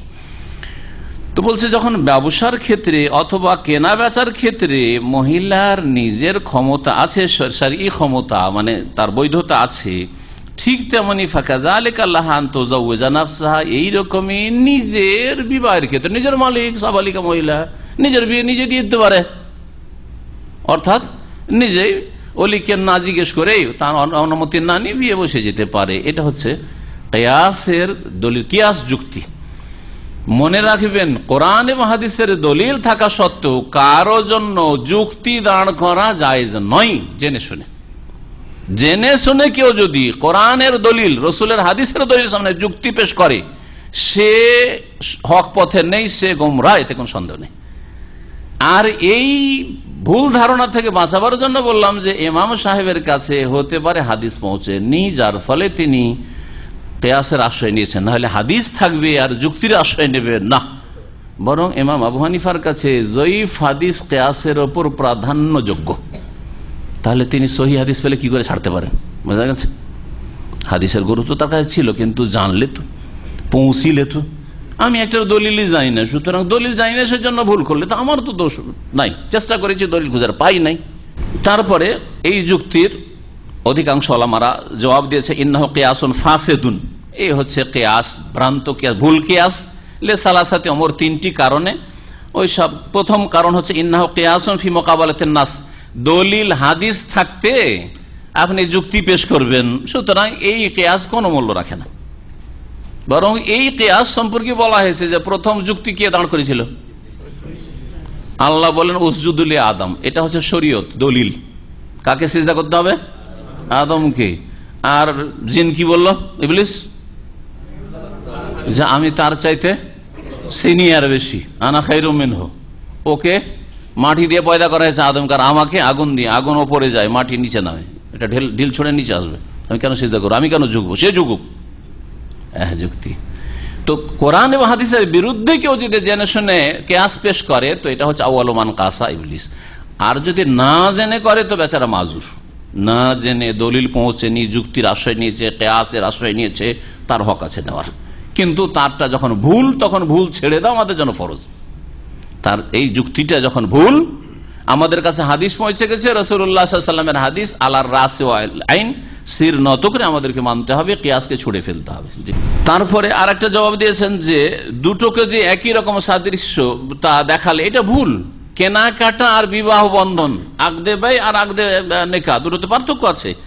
বলছেন হাযা লা মুমাসালাত ফাইন্না নিকাহা ওয়া খাতারুহু ওয়া মা ইয়াহতাজু ইলাইহি মিন নাযরিন ওয়া মারিফাতিন লিল আওয়াকিবি ইউখালিফুল বাই'a ফি বাসাতাতিহি ওয়া খিফাতি আমরিহি ওয়া দাফি শানিহি। বিবাহ একটা লাইফ, জিন্দেগির বিষয়। 60, 70, 80 বছর কি 100 বছরই বাঁচবে, এর সাথে সংসার করতে হবে? হ্যাঁ, তাহলে এই বিষয়ে দূরদর্শিতা, তারপর চারিদিক থেকে বিষয়টাকে স্টাডি করা যে এখানে বিয়েটা ঠিক হবে কি হবে না। মেয়ে আবেগী হইতে পারে, মেয়েদের স্বভাব আছে কিছু, মেয়েদের যেহেতু দুর্বলতা আছে, আল্লাহ পাক সৃষ্টিগত দুর্বলতা রেখেছে, মেয়ে সামান্য একটা ভালো কিছু দেখে লাফিয়ে যেতে পারে। দেখলো যে ছেলে স্মার্ট, আর দেখা দেখি কিছু না, রুজি রোজগার কোনো ব্যবস্থা আছে কি নেই, দিনদারি আছে কি না, নামাজ পড়ে কি না, কিচ্ছু দেখা দেখি না, দেখতে ভালো লেগেছে ছেলেকে, পাগল হয়ে গেছে। হতে পারে না, হচ্ছে। কোন মেয়ে স্মার্ট দেখে পাগল হয়ে যাচ্ছে, কোন মেয়ে দেখছে আরে টাকা রে, টাকার টাকা, আর কিছু দেখা দেখি নেই, আর কিচ্ছু দেখলো না, পয়সা দেখে পাগল হয়ে গেল। মেয়েরা এত দুর্বল যে এইরকম একটা কিছু দেখে পাগল হইতে পারে। আবার দেখলো যে আরে এরা নেতা বংশের রে, এই ছেলের বাপ মন্ত্রী, হ্যাঁ এমপি, পাগল। ওই কথাই এক কথা দিয়ে পাগল। হ্যাঁ, একই সাথে একই কলেজে ইউনিভার্সিটিতে পড়াশোনা করে, আর ছেলে ওকে একটা টোপ দেখে, জানিস আমি এমপির ছেলে, এমপির ভাতিজা, পাগল হয়ে গেছে। কিন্তু ছেলে অত সহজ, একটা মেয়ে যদি বলে আমি এমপির মেয়ে, অত সহজে পাগল হবে? সবকিছু মিলিয়ে জুলিয়ে দেখবে যে এর চাইতে ভালো পাবো নাকি, তারপর এর আরো 5টা দিক ঠিক আছে কিনা, সবকিছু দেখবে। কিন্তু এদের যে বিবেক বুদ্ধির দুর্বলতা, নাকাসাতু আকল বলেছেন নবী করিম সাল্লাল্লাহু আলাইহি ওয়াসাল্লাম, যার ফলে একটা কিছুতেই আবেগ হয়ে লাফিয়ে উঠতে পারে। কিন্তু বাপ যদি গাইড করে, না ঠিক আছে তোমারও পছন্দ, কিন্তু আমি চারিদিকটা দেখছি তোমার জন্য উপযোগী হবে কিনা, এই জন্য বেলায়েতের শর্ত লাগানো হয়েছে, অলির শর্ত লাগানো হয়েছে।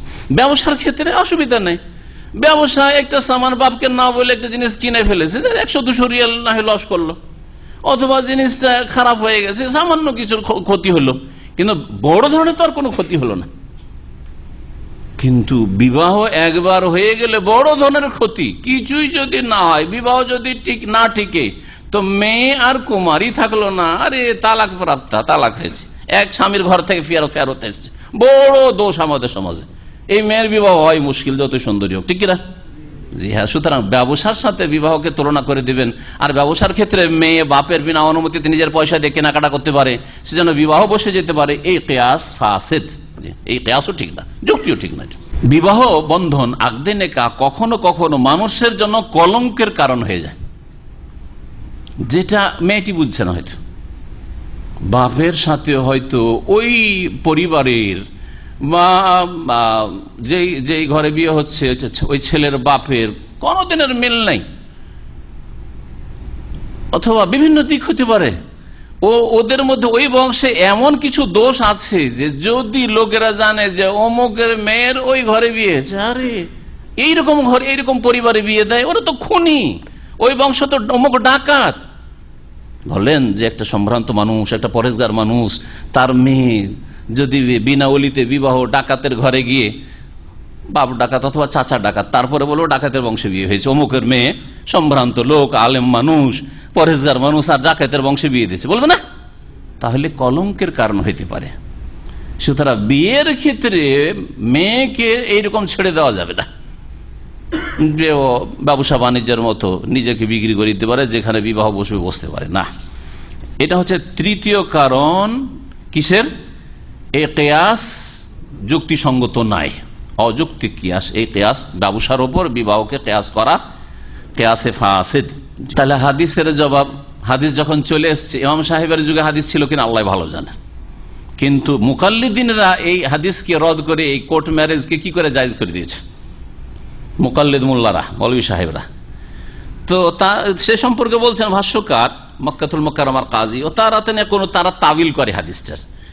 বাতিলুন মানে হচ্ছে, বাতিল মানে এই বিবাহ বাতিলের কাছাকাছি, মানে টিকবে না। যেমন আমাদের সমাজে বলে যে লাভ করা প্রেমের বিয়ে লাস্টিং করে না, তো এইভাবে তাবিল করেছে। লা নিকাহ ইল্লা বিওলিয়িন, মানে ওলি ছাড়া যে বিবাহগুলি হয় এগুলো টিকে না, শরীয়তে বাতিল, এই অর্থ না করে অপব্যাখ্যা তাবিল করলো। হ্যাঁ, তাবিল করলো, কি করলো? যে বেসাদাদিল বুতলান। কিন্তু এইরকম উদ্দেশ্যে নবী করিম সাল্লাল্লাহু আলাইহি ওয়াসাল্লাম বলবেন হাদিস, হ্যাঁ না, স্পষ্ট হাদিস, লা নিকাহ, নেকার ওজুদই নেই।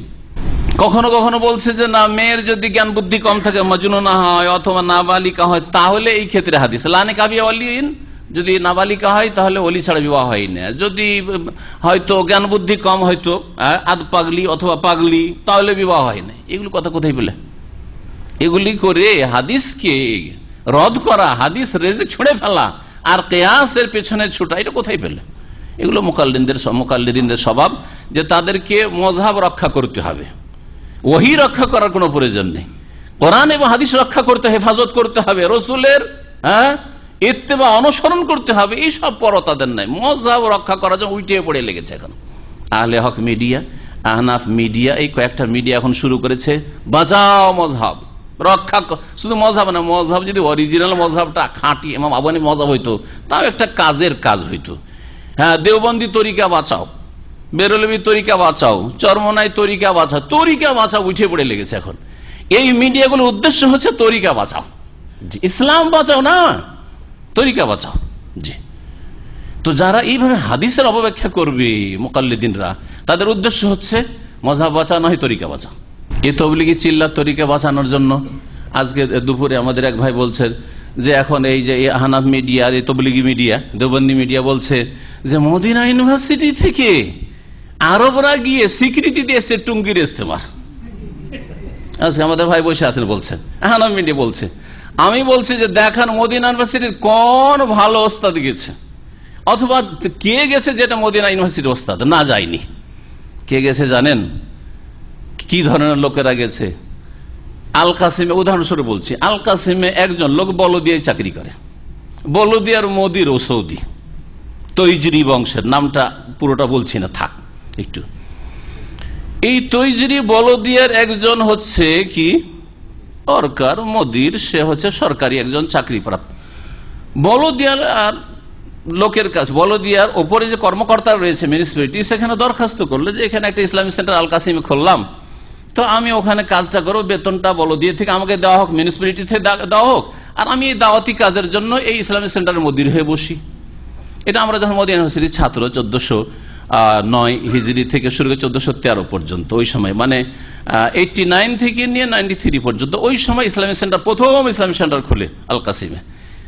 যাতে করে বুঝতে পারেন আপনারা যে কোন ধরনের সৌদি অথবা আরবি এই বেদাতি চিল্লাতে যায় বা তবলিগে যায় বা ইজতেমাতে যায়।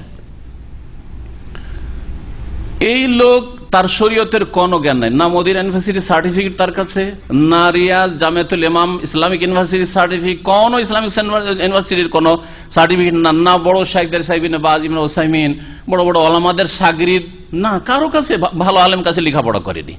কিন্তু লোকটার মধ্যে ধার্মিকতা আছে, আল্লাহ ভীরুতা আছে, লোকজনকে দাওয়াত দেবো, মুসলিমকে মুসলিম বানাবো, আর এই যে মুসলিমরা গুনাহগার হয়ে রয়েছে, এই দেশে আসছে, ইসলামের সহি দাওয়াত পৌঁছান, একটু দাওয়াত দেবো, এই নিয়ে ইসলামী সেন্টার খুললো এই তৈজরি। দীর্ঘদিন 10-15 বছর থাকলো। এতে করতো কি, প্রতি বছর সে এই রকমের এই যে তবলিগীদের ইজতেমাগুলিতে যেত।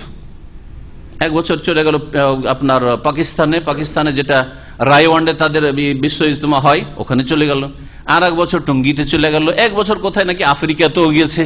এগুলি তার কাজ ছিল। দীর্ঘদিন এই ইসলামী সেন্টারের মদির থেকে এইসব কাজ করেছে। আর তারপরে তখন বেশ কিছু কোরআন সুন্নাহর ওলামারা যখন ধর্ম মন্ত্রণালয়ে লিখলেন যে এই লোক এখানকার কর্মকর্তা মুদির ইসলামী সেন্টারের, আর এই তবলিগি চিল্লাতে যায়, সমর্থন করে, তারপরে তাকে সেখান থেকে বহিষ্কার করা হয়েছে। আজকে থেকে 15 বছর আগেই মনে হয় কি তার একটু কম বেশি ওকে ইসলামী সেন্টার থেকে একেবারে আউট করে দেওয়া হয়েছে। জি হ্যাঁ। তো এইরকম যদি একজন যায়, অথবা কাতার থেকে, কাতারে তবলিগি এলেম তো শরীয়তের নেই তেমন ওই সব দেশে, আর কিছু হয়তো ধার্মিকতা আছে, দাঁড়িয়ে আছে, পরেশগারি আছে, আর এদের আখলাক নমনীয়তা তাদের দলিল লোকের সাথে, আবার সবার সাথে না। যদি আপনাকে জানে যে আপনি ওদের তরিকা পছন্দ করেন, তো সালামও দেবে না, দেখবেও না আপনার দিকে, পরীক্ষিত। কিন্তু যদি ওদের তরিকার হন, আর যদি আরব যায়, তো জি হুজুরিও অনেকে পছন্দ করে, আবার জি হুজুরিও পছন্দ করে। ওরা কি করে, তাহাজ্জুদে উঠাবে, এই উঠেন উঠেন করে উঠাবে না। তাহাজ্জুদে যদি উঠায় তো কেমন করে উঠায়? চিল্লাই গেছেন কেউ জানেন কেমন করে? হ্যাঁ, না না না বলেন, যারা গেছেন জানেন, পা টিপতে লাগবে। আমার এক সম্বন্ধী দুষ্ট ছিল খানিকটা, তালবিল ইলম জামানে থেকে, আমার আপন সম্বন্ধী, দুষ্ট। তো আব্দুল মাজিদ সালাবির ভাই, তো একবার ওই মাদ্রাসা পড়াকালে মনে হয় ওই দেবন্দীদের মাদ্রাসায় পড়তো, তবলিগে নিয়ে গেছে 3 দিনের জন্য। এক মাদ্রাসা থেকে আরেক জায়গায় নিয়ে যায়। তো নিয়ে গেছে, নিয়ে যাওয়ার পরে শুয়ে আছে, ও বদমাইশি করে শুয়ে আছে, আজকে খুব টিপুক আমার পা। ঘরের ঘটনা বলছে, সত্য ঘটনা, এইগুলো হয়। বলছে এসে খুব পা টিপতে শুরু করলো, আর পা টিপছে, আর ওরা গল্প করছে যাতে আমি উঠে যাই। আমি কিন্তু এই দিক থেকে কাঁথি, ওই দিকে হই, একবার এইদিকে হই, কিন্তু উঠি না। যখন অনেকক্ষণ টিপাটাপি হয়ে গেছে আর জামাত শুরু, তখন আমি উঠলাম তখন। তো যদি যারা জি হুজুরি পছন্দ করে, আপনারা জানেন যে মোদিররা কত জি হুজুরি পছন্দ করে, এই ধরনের লোকেরা, তো এক শ্রেণীর লোক খুব পছন্দ করে এগুলো, হ্যাঁ, পিছনে পিছনে ঘোরা, জি হুজুরি, তো সামুদ, তারপর হাত পা টিপা, এইসব পছন্দ করে। আমাদের সে মৌলবি সাহেব মাদ্রাসার শিক্ষকরা কি নিজের ছেলের কাছে জীবনে হাত পা টিপে নেবে না। ওর ছেলে যদি অন্য কোনো টিচারে টিপে তো বরদাস্ত করবে না, কিন্তু মুসলিম সমাজের ছেলেদের হাত পা টিপার খেদমতে অধিকাংশ সময়টা লাগিয়ে রাখে। মাদ্রাসার যে অবস্থা, মাদ্রাসায় না পড়লে বুঝতে পারবেন না। আল্লাহ হেফাজত করে এইসব থেকে। একদিন আমাকে জোহর পরে খেয়ে দিয়ে ঘুম আসছে, ওই সময় টিপতে লাগিয়েছে, হাতগুলো টিপতে টিপতে। আর বয়স মাত্র 12 বছর অথবা 13 বছর হবে, 13 বছর বয়স হবে। সেই সময় তো ঘুম আর ঘুম। আমার ছেলে 13, 14, 16, 15 এমামতি করে, এখন ঘুমায় না। জিজ্ঞেস করছি এমামতি তো ঘুম আসে না? বলছেন না, ঘুম আসে না। মনে হয় ঘুমো, তুমি সালাম ফেরার পরে ঘুমো। বলছেন না, ঘুমাই না। এখন কি আর ঘুম আসে? কিন্তু ওকে অনেক চেষ্টা করেছে, পাশে বসে নামাজ পড়েছে, সালাম ফেরার সাথে চলছে ঘুম, এই চলছে ঘুম। তো কথা বুঝছেন তো, জোহর পরে ঘুমাবার সময়, সকালবেলা জোহর পর্যন্ত লেখাপড়া করেছি, খেয়ে দিয়ে পেটটা ভরে গেছে, একটু ঘুমাবো, ওই সময় বলছি একটু আমার হাতটা টিপো। হাত টিপতে আমি মাথাটা ওর এতে আপনার বিছানাতে লাগিয়ে ঘুমিয়েই পড়েছি, নিচে বসে ঘুমিয়ে গেছি। ও দীর্ঘক্ষণ দেখছি আমি ঘুমাচ্ছি আরামে, তো বলছে যাও যাও যাও যাও। এই তো হচ্ছে অবস্থা মাদ্রাসার। অপরের ছেলেকে এইভাবে খাটায়, হাত পা টিপে নেয়। নিজের ছেলে, তোমার ছেলেকে যদি, হ্যাঁ ও মৌলভী সাহেব ওই শিক্ষককে বলবো মাদ্রাসার, তোমার ছেলেকে যদি ওই রকম কেউ খাদেম বানিয়ে পানি ওর বাথরুমে দিয়ে আসতে হবে, পানি টিউবওয়েল থেকে পানি নিয়ে বাথরুমে দিয়ে আসতে হয়। জি হ্যাঁ। আর তারপরে আপনার পা টিপতে হবে, এই করতে হবে, সে গোসল করার জন্য পানি চেপে দিতে হবে, গোসল করবে, গোসল করি সাবান মাখিয়ে দিতে, আউজুবিল্লাহ। স্ত্রীও হয়তো মাখায় না, ও ছুটি গেলে হয়তো স্ত্রীও সাবান মাখায় না, আর ওই ছাত্রদের কাছে সাবান মাখিয়ে না। যারা মাদ্রাসা পড়েছেন আমার কথা কেউ অস্বীকার করতে পারবেন না। কওমি মাদ্রাসাগুলোতে, আলিয়া মাদ্রাসা হয়তো একটু ভিন্ন হতে পারে, কারণ ওখানে ক্লাস করে হয়তো অনেকে চলে যায়, কিন্তু হোস্টেলে যারা থাকে, মৌলভী সাহেব অধিকাংশদের আল্লাহ পাক চরিত্র যেন ঠিক করে দেন, এদের আখলাক আচরণ ভালো না। জি, আল্লাহ এদের ইসলাহ করা তৌফিক দান। হ্যাঁ হ্যাঁ, এরা গেছে দিয়ে সার্টিফাই করেছে যে হ্যাঁ ঠিক আছে, ওদিকে সনদ লিখে দিয়ে এসছে যে তোমাদের এই চিল্লা আর ইজতেমা সব ঠিক আছে। কোন শ্রেণীর লোকেরা যায়? যারা হয়তো ধার্মিক আর এই হাত পা টিপা পছন্দ করে। আর তবলিগি ভাইরা যখন একটা আরবকে পেয়েছে, এমন হাত পা টিপা দিয়েছে আর আখলাক চরিত্র দেখিয়েছে, আর জি হুজুরিও পছন্দ করে, খুশি হয়ে গেছে, খুশি বলছে কোয়েস কোয়েস মাশাআল্লাহ। এইরকম আখলাক চরিত্র আর কোথাও দেখিনি। এইরকম কিছু সৌদি বা আরবিয়ানদেরকে দেখেছি বাহরাইনি অথবা কাতার, দুবাই, এগুলোতে, যে তারা তাদের চরিত্রে প্রভাবিত, কিন্তু তাদের কিতাবে যে শিরকের ভেজাল, বিদাতের ভেজাল, আর কিচ্ছা কাহিনী আর স্বপ্নের ভেজাল, এই সম্পর্কে তো হদিসই রাখে না, এরা খবর রাখে না। এবং এমন কোন আলেমও নয় যে যাচাই করতে পারবে যে কোনটা সুন্নাত কোনটা বিদাত, জানানো হয় না। আরবদেরকে রিয়াজুস সালেহিন ধরিয়ে দেওয়া হয় যে তোর আরবি পড়ে শোনা, রিয়াজুস সালেহিন পড়ে, আর এরা ফাজাইল আমল পড়ে। আমাদের ভাই এরা বলছিলেন এই জন্য যে আল্লাহর ওয়াস্তে মেলা ভাষাতে ফাজাইল আমলের তর্জমা, তবলিগি নবীর তর্জমা হয়েছে, তুই আরবি তো করে দিক তো দেখি। আসল অরিজিনাল ফাজাইল আমল তবলিগি নেশাব আরবিতে কেন তর্জমা হয়নি, অথচ ইংরেজিতে হয়েছে, ইন্দোনেশিয়ান ভাষায় হয়েছে, বোঝা গেছে, কেরালা ভাষায় হয়েছে, তামিল ভাষায় হয়েছে, ভারতের বহু ভাষায় হয়েছে, দুনিয়ার বহু ভাষায়, ফ্রান্সিসি ভাষায় হয়েছে, কেন আরবিতে হচ্ছে না? আল্লাহর রাস্তা করে দেন, বুঝুক উমর ফাঁক হোক যে কি আছে এতে। গায়রুল্লাহর কাছে চাওয়া আছে, ফাজাইলে সাদাকাত আর ফাজাইলে দুরুদ আর ফাজাইলে হজ যদি পড়ে আশ্চর্য হয়ে যাবেন যে বেরলভীদেরকে হারিয়ে দিয়েছে। বেরলভীর যে সব আকিদা রাখে ওই সব কথা, কবর থেকে হাত বেরিয়ে আসে আর চুমা দেয়, 90,000 লোক চুমা দিচ্ছে, আব্দুল কাদির জিলানি চুমা দিচ্ছে, শুধু একটা কবিতা পড়তে কবর থেকে হাত বেরিয়ে চলে আসলো এই পীরদের, কিন্তু মা আয়েশার জন্য জীবনে হাত বেরিয়ে আসলো না। আর শতবার উল্লেখ করেছে যে নবীর কবর থেকে সালাম আসে, ওয়ালাইকা সালাম ইয়া ওয়ালাদি।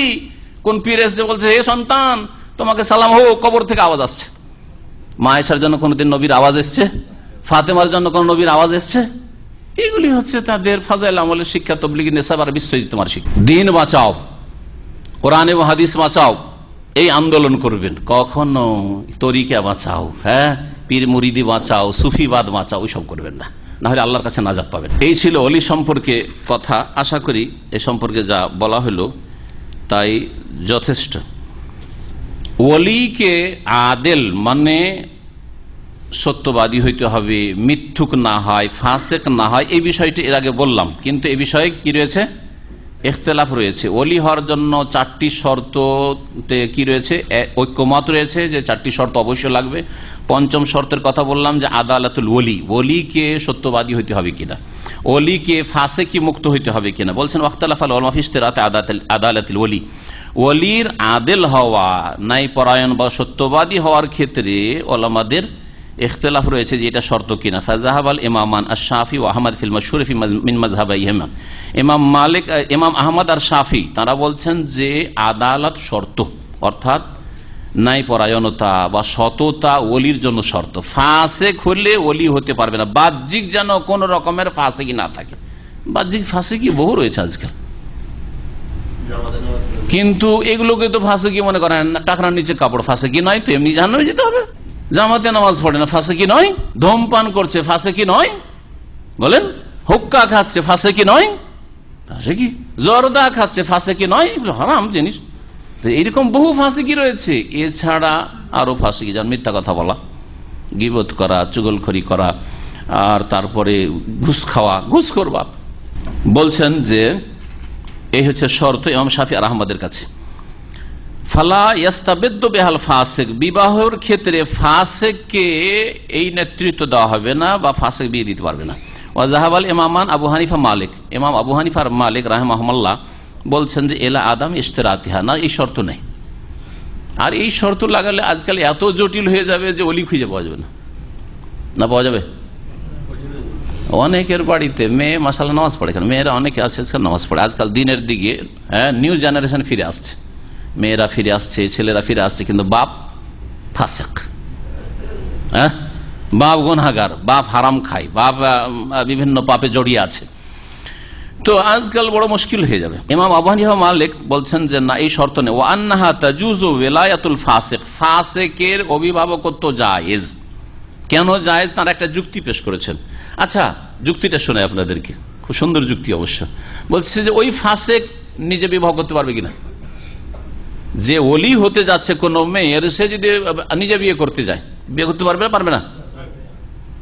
কোন কাফের কোন মুসলিম মেয়েকে বিয়ে করতে পারবে, কিন্তু ফাসিক মেয়েকে পেগাম দিয়ে বিয়ে করতে পারবে কি পারবে না? পারবে। মেয়ে পক্ষ বিয়ে দিলে পারবে। তো নিজের বিয়ে যখন নিজেই সারতে পারে, সম্পাদন করতে পারে একজন কে ফাসিক লোক, বলছে লিআন্নাহু ইয়ালি নিকাহ নাফসিহি, নিজের নিকাহ নিজেই যখন করতে পারে, ফাসাখাত ওয়ালায়াতুহু আলা গায়রি, তো অন্যের বিবাহ করাতে পারে। এটা হলো যুক্তি ইমাম আবু হানিফা এবং ইমাম মালিকের। এই ক্ষেত্রে ভাষ্যকার অবশ্য ইমাম আবু হানিফা আর ইমাম মালিকের মতকেই তিনি প্রাধান্য দিয়েছেন, যে কারণ আজকাল এইরকম ওলি পাওয়াই মুশকিল, যে ফাসিকি মুক্ত, কাবিরা গুনাহ মুক্ত ওলি পাওয়া মুশকিল। যার ফলে বলছে ওয়াসাহি ফি দালিল আল্লাযী আলাইহিল আমাল, যার উপর আমল চলছে আজকাল মুসলিম সমাজে, এমনকি সৌদি আরবে অনেক মেয়েরা দিনদার আছে, বাপ বেদিন, হয়তো বাপ ফাসিক।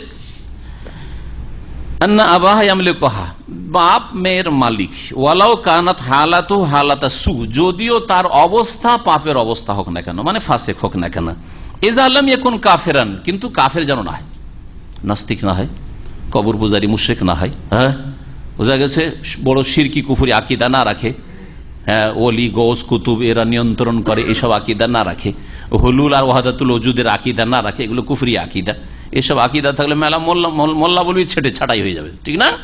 মেলা মৌলবি যে হুলুল আর আকীদা, হোসেন মানসুর হাল্লাজকে আল্লাহর ওলি বলে, এই শয়তানের ওলিকে, এরা সব ছাটাই হয়ে যাবে, এরা ওলি হইতে পারবে না। নামাজি মেয়ের জন্য এরা ওলি হইতে পারবে না, বড় চিন্তার বিষয় রয়েছে, কারণ এগুলো হচ্ছে ঈমান ভঙ্গকারী বিষয়। এইরকমই যদি কেউ আকীদা রাখে যে যারা ওলি আউলিয়া ফানাফিল্লাহ হয়ে যায়, তাদের কি হয়ে যায়, তাদের জন্য কি হয়, তাদের জন্য শরীয়তের ফরজ অজেবগুলি মাফ হয়ে যায়, স্থগিত হয়ে যায়। তারা হারাম নাজায়েজ কাজ করলে তাদের হারাম নাজায়েজ থাকে না, আপনার জন্য হারাম, কিন্তু ফানাফিল্লাহ যেহেতু হয়ে গেছে সেই জন্য তার জন্য হারাম নয়। যদি এই কথার প্রমাণ তাদের ভাষায় শুনতে চান, তাহলে আজকে আমি একটা হোয়াটসঅ্যাপে আমাকে কোন এক ভাই পাঠিয়েছে কোন জায়গা থেকে, সেটা আমাদের আইসিসির সার্কেল অথবা রাকার সার্কেল আপনি খুঁজবেন, ওতে দেখবেন, ওতে কয়েকজন বিদাতি মোল্লা আছে, তার মধ্যে এই বক্তব্যটা হচ্ছে এই নূর ইসলাম ফারুকির, আফজা ইলা মাকাদ্দামা, যে পাপ করেছে শিরকি কুফরিয়া পাপ, তা পেয়ে গেছে আল্লাহ পাকের কাছে। এটা আমার বক্তব্যের সাথে লাগিয়ে দিতে পারেন দলিল প্রমাণ হিসাবে। সে বলছে যে ফানাফিল্লার স্তর এমন একটা স্তর যে সেই স্তরে পৌঁছে গেলে তখন আর কোনো কিছু আল্লাহর পক্ষ থেকে ফরজ থাকে না, সব মাফ হয়ে যায়। জি, এগুলোকে মুসলিম বলবেন? এগুলোকে বলবেন যে এগুলো ইসলামিক আকীদা, ইসলামের গণ্ডিতে আছে? এ কি তার নামাজি মেয়ের জন্য, যদি সেই মেয়ে যদি সহি আকীদার হয়, মানে শিরক কুফরি কবর মাজার পূজায় বিশ্বাসী না হয়, ওইরকম বেরোলবি, তাহলে তার ওলি হতে পারবে? দুনিয়া থেকে চলে গেছে, আলহামদুলিল্লাহ চলে গেছে, একটা অনিষ্ট দূর হয়েছে, কিন্তু যারা এইভাবে খুন করেছে তার সমর্থন আমরা করি না। আমরা তাদের আকীদার গুমরাহি থেকে মুসলিম জাতিকে সতর্ক করছি। এর মানে এই নয় যে এইরকম কাজ, কাউকে খুন করা, কোন অপরাধীকে এইরকম জনসাধারণ খুন করা জায়েজ, এটা সরকারের জন্য জায়েজ। সরকার সিদ্ধান্ত নেবে যে এর জন্য কি শাস্তি, সরকার এগুলোকে ফাঁসিতে চড়াক, সরকারের জন্য বৈধ, বরং ওয়াজিব, অনেক সময় ফরজ। কিন্তু কথা হচ্ছে যে পাবলিক জনসাধারণ, আলেম মুফতি, তার আকীদার সাথে একমত নয়, সেই জন্য ফতোয়া দিয়ে দেবে বা কিছু যুবক বেরিয়ে গিয়ে মেরে দেবে, এটা জায়েজ নয়। যদিও আমি তাকে কুফরি আকীদার লোক মনে করি, বড় শিরকি আকীদার লোক মনে করি, এই কথায় ঈমান ইসলাম ভঙ্গ হয়ে যায়। যে বলবে যে ইয়াজুজুল খুরুজু আন শরিয়তে মুহাম্মদ, ইমাম মুহাম্মদ আব্দুল্লাহ রাহমাতুল্লাহ বলছেন যে মুহাম্মদ সাল্লাল্লাহু আলাইহি ওয়াসাল্লামের নিয়ে আসা শরীয়তের থেকে বেরিয়ে যাওয়া, শরীয়তের ঊর্ধ্বে চলে যাওয়া জায়েজ হবে কিছু কিছু লোকের জন্য, ওলি আউলিয়াদের জন্য, ফানা ফিল্লা যারা হয়েছে, আল্লাহ যারা বিলীন হতে পেরেছে তাদের জন্য। এটা হচ্ছে ইসলাম ভঙ্গকারী বিষয়, এতে মানুষ কাফের মুরতাদ হয়ে যায়। ভালো করে শুনে রাখেন, কাফের যাতে করে ওলি না হয়। কুলতু ওয়া আলাইহি আমাল মুসলিমিন, ভাষ্যকার বলছেন আল্লামা বাসসাম যে মুসলিমদের আমল এর উপর রয়েছে, অর্থাৎ ফাসেক লোকও নিজের মেয়ের দরদি, হিতাকাঙ্ক্ষী অন্যের তুলনায়, সুতরাং ফাসেক লোকও মেয়ের বিবাহ দিতে পারে। তার আদালতের শর্তটি সম্পর্কে দুটি মত রয়েছে, দুই ইমাম একদিকে আর দুই ইমাম আরেকদিকে। আল্লাহু আলাম।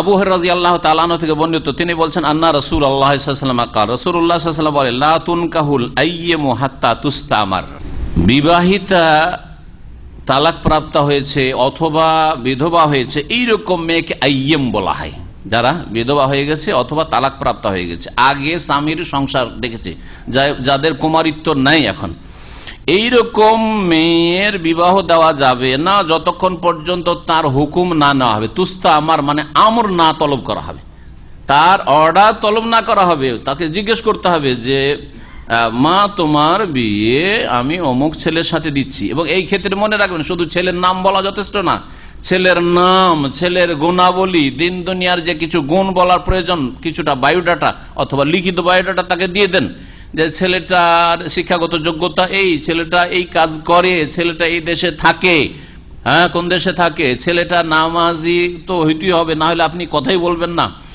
ছেলেটা কেমন চরিত্রের, ছেলেটার কি আগে কোন স্ত্রী আছে কিনা, আগে এর আগে বিবাহ হয়েছিল কিনা, এই সবগুলি বিবাহ দেওয়ার আগে মেয়েকে জানিয়ে দিয়ে তারপর জিজ্ঞেস করতে হবে যে এই ছেলেটার সাথে তোমার বিয়ে দিতে চাইছি, তুমি কি রাজি আছো, অনুমতি নিতে হবে। এটা বিবাহর দিন নাকি আমাদের দেশের লোকেরা ভুল করে, এটা যে মেয়েকে কবুল করতে যায় মূর্খামি করে বিবাহর দিন মজলিস বসিয়ে দিয়ে বিয়ের, আর কবুল না করলে মেরে পিঠে কবুল করাবে, ঠিক না? না, এই সময় নাই। বিবাহের প্রথম যখন কথা আলোচনা শুরু হতে তখনই সেই মেয়ের কাছে এই রকমের অনুমতি চেয়ে নিতে হবে। জি, ওই ছেলের গুণাবলী বর্ণনা করি দিন দুনিয়ার, হাত্তা তুস্তামার, তাহলে হুকুম নিতে হবে, মানে মুখে যেন ফুটে হুকুম দেয় যে হ্যাঁ বিয়ে দিতে পারেন অথবা না, হ্যাঁ অথবা না জবাব নিতে হবে। ওয়ালাতুন কাহুল বিক্রু, আর কুমারীর বিবাহ দেওয়া যাবে না, কুমারীরও বিবাহ দেওয়া যাবে না অনুমতিতে, হাত্তা তুস্তা জানা, যতক্ষণ পর্যন্ত তার এজেন্ট অনুমতি না নেওয়া হবে। শব্দের পার্থক্য দেখেন, তুস্তা আমার মানে আমর হুকুম নিতে হবে, তাহলে মুখে ফুটে বলবে হুকুম দেন, বিয়ে দেন, অথবা না আব্বু ওখানে বিয়ে দিয়েন না। জি, আর তুস্তা জান অনুমতি চাইল। অনুমতি কেমন করে হয়? কুমারী মেয়ে বেশি লজ্জাশীলা হয়, কথা বলতে চায় না বাপের সাথে এই বিষয়ে। সুতরাং কালু ইয়া রাসূল, সাহাবীরা আল্লাহ রাসূল ওয়া কাইফা ইজনুহা, এই কুমারীর ইজেন অনুমতিটা কি ধরনের হবে, কেমন ভাবে নেব? কালা আন্তাসকোতা, সে যদি নীরব থেকে যায়। মেয়েকে যখন জিজ্ঞেস করলেন যে তোমার এইরকম একটা ছেলের সাথে যার গুণাবলী হচ্ছে এই, অমুক ডিস্ট্রিক্টের অমুক থানার অমুক এলাকার অমুক গ্রামের, আর এই তার ইত্যাদি বলে দিয়ে তুমি কি বিয়েতে রাজি আছো? মেয়েটি চুপ হয়ে থেকে গেল, কোনো জবাব দিল না, আর তার চেহারাতে অস্বীকারের কোনো লক্ষণ নেই। এইরকম নীরবতা যদি হয় তাহলে সম্মতি, কিন্তু চেহারাই যদি নেগেটিভ কিছু দেখা যায়, লজ্জায় জবাব দিল না কিন্তু একবার লাল হয়ে গেছে রেগে, আর মায়ের কাছে কি কান্নাকাটি শুরু করে দিয়েছে, ঝগড়া শুরু করে দিয়েছে, তাহলে বাপের সামনে চুপ থাকাটা অনুমতি নয়। মুত্তাফাকুন আলাইহি হাদিস, বুখারী মুসলিমের। তারপর হাদিসটাও এই বিষয়ের ওপর, সুতরাং সেটাও এখানে পেশ করে দিই। আব্দুল্লাহ বিন আব্বাস রাদিয়াল্লাহু তাআলা আনহুমা থেকে বর্ণিত, তিনি বলছেন যে আন্নান নবী সাল্লাল্লাহু আলাইহি ওয়াসাল্লাম কাল, নবী করিম সাল্লাল্লাহু আলাইহি ওয়াসাল্লাম বলেন আস-সাইয়্যিবু আহাক্কু বিনাফসিহা মিন ওয়ালিহা, সাইয়্যিবা অর্থাৎ যার কুমারিত্ব দূর হয়ে গেছে, বিবাহ হয়ে তালাক প্রাপ্ত হওয়ার মাধ্যমে অথবা স্বামীর ইন্তেকালের মাধ্যমে, এক কথায় কুমারিত্ব যার নেই, সে নিজের সম্পর্কে তার ওলির চাইতে বেশি অধিকার রাখে। মানে ওলি এই ক্ষেত্রে যেন কোন রকমের চাপ সৃষ্টি না করে, ওলির চাইতে বেশি নিজের সম্পর্কে অধিকার রাখে। মানে এই নয় যে ওলিকে জিজ্ঞাসা করবেন, জানতেও দিবে না, বিবাহ বসে যাবে, কোর্ট ম্যারেজ করবে, সেটাও নয়। বরং কিসের ক্ষেত্রে?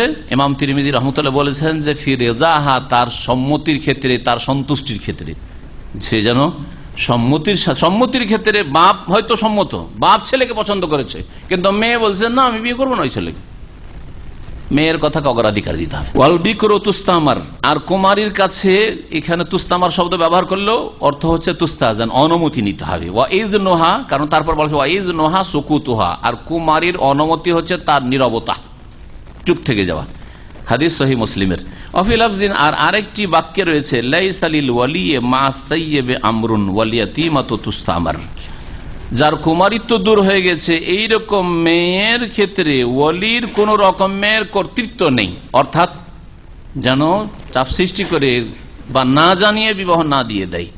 ওয়াল ইয়াতীমাতু তুস্তামার, আর ইয়েতিমার কাছ থেকে হুকুম নিতে হবে। এতিমা কাকে বলা হয়?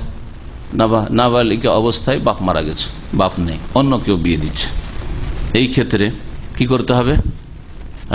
অনুমতি নিতে হবে। আপনি অপরের মেয়ের বিবাহ দিচ্ছেন, ভালো করে জানিয়ে দেন তাকে, আপনার নিজের মেয়ে নয় যে আপনি বাপ, সুতরাং হয়তো ভাববে যে বাপ যখন তো আমার এর চাইতে বেশি তো হিতাকাঙ্ক্ষী আর কেউ হইতে, বাপ মায়ের চাইতে বেশি হিতাকাঙ্ক্ষী দরদি কেউ হইতে পারে না, এরকম তো আপনার সম্পর্কে ধারণা নেই, কারণ আপনি তার লালন পালন করছেন, দেখাশোনা করছেন, হয়তো মামা অথবা দূরের কেউ বা কিছু, এই জন্য হুকুম নিতে হবে। আবু দাউদের হাদিস, নাসাইর হাদিস, সাহাহ ইবনে হিব্বান।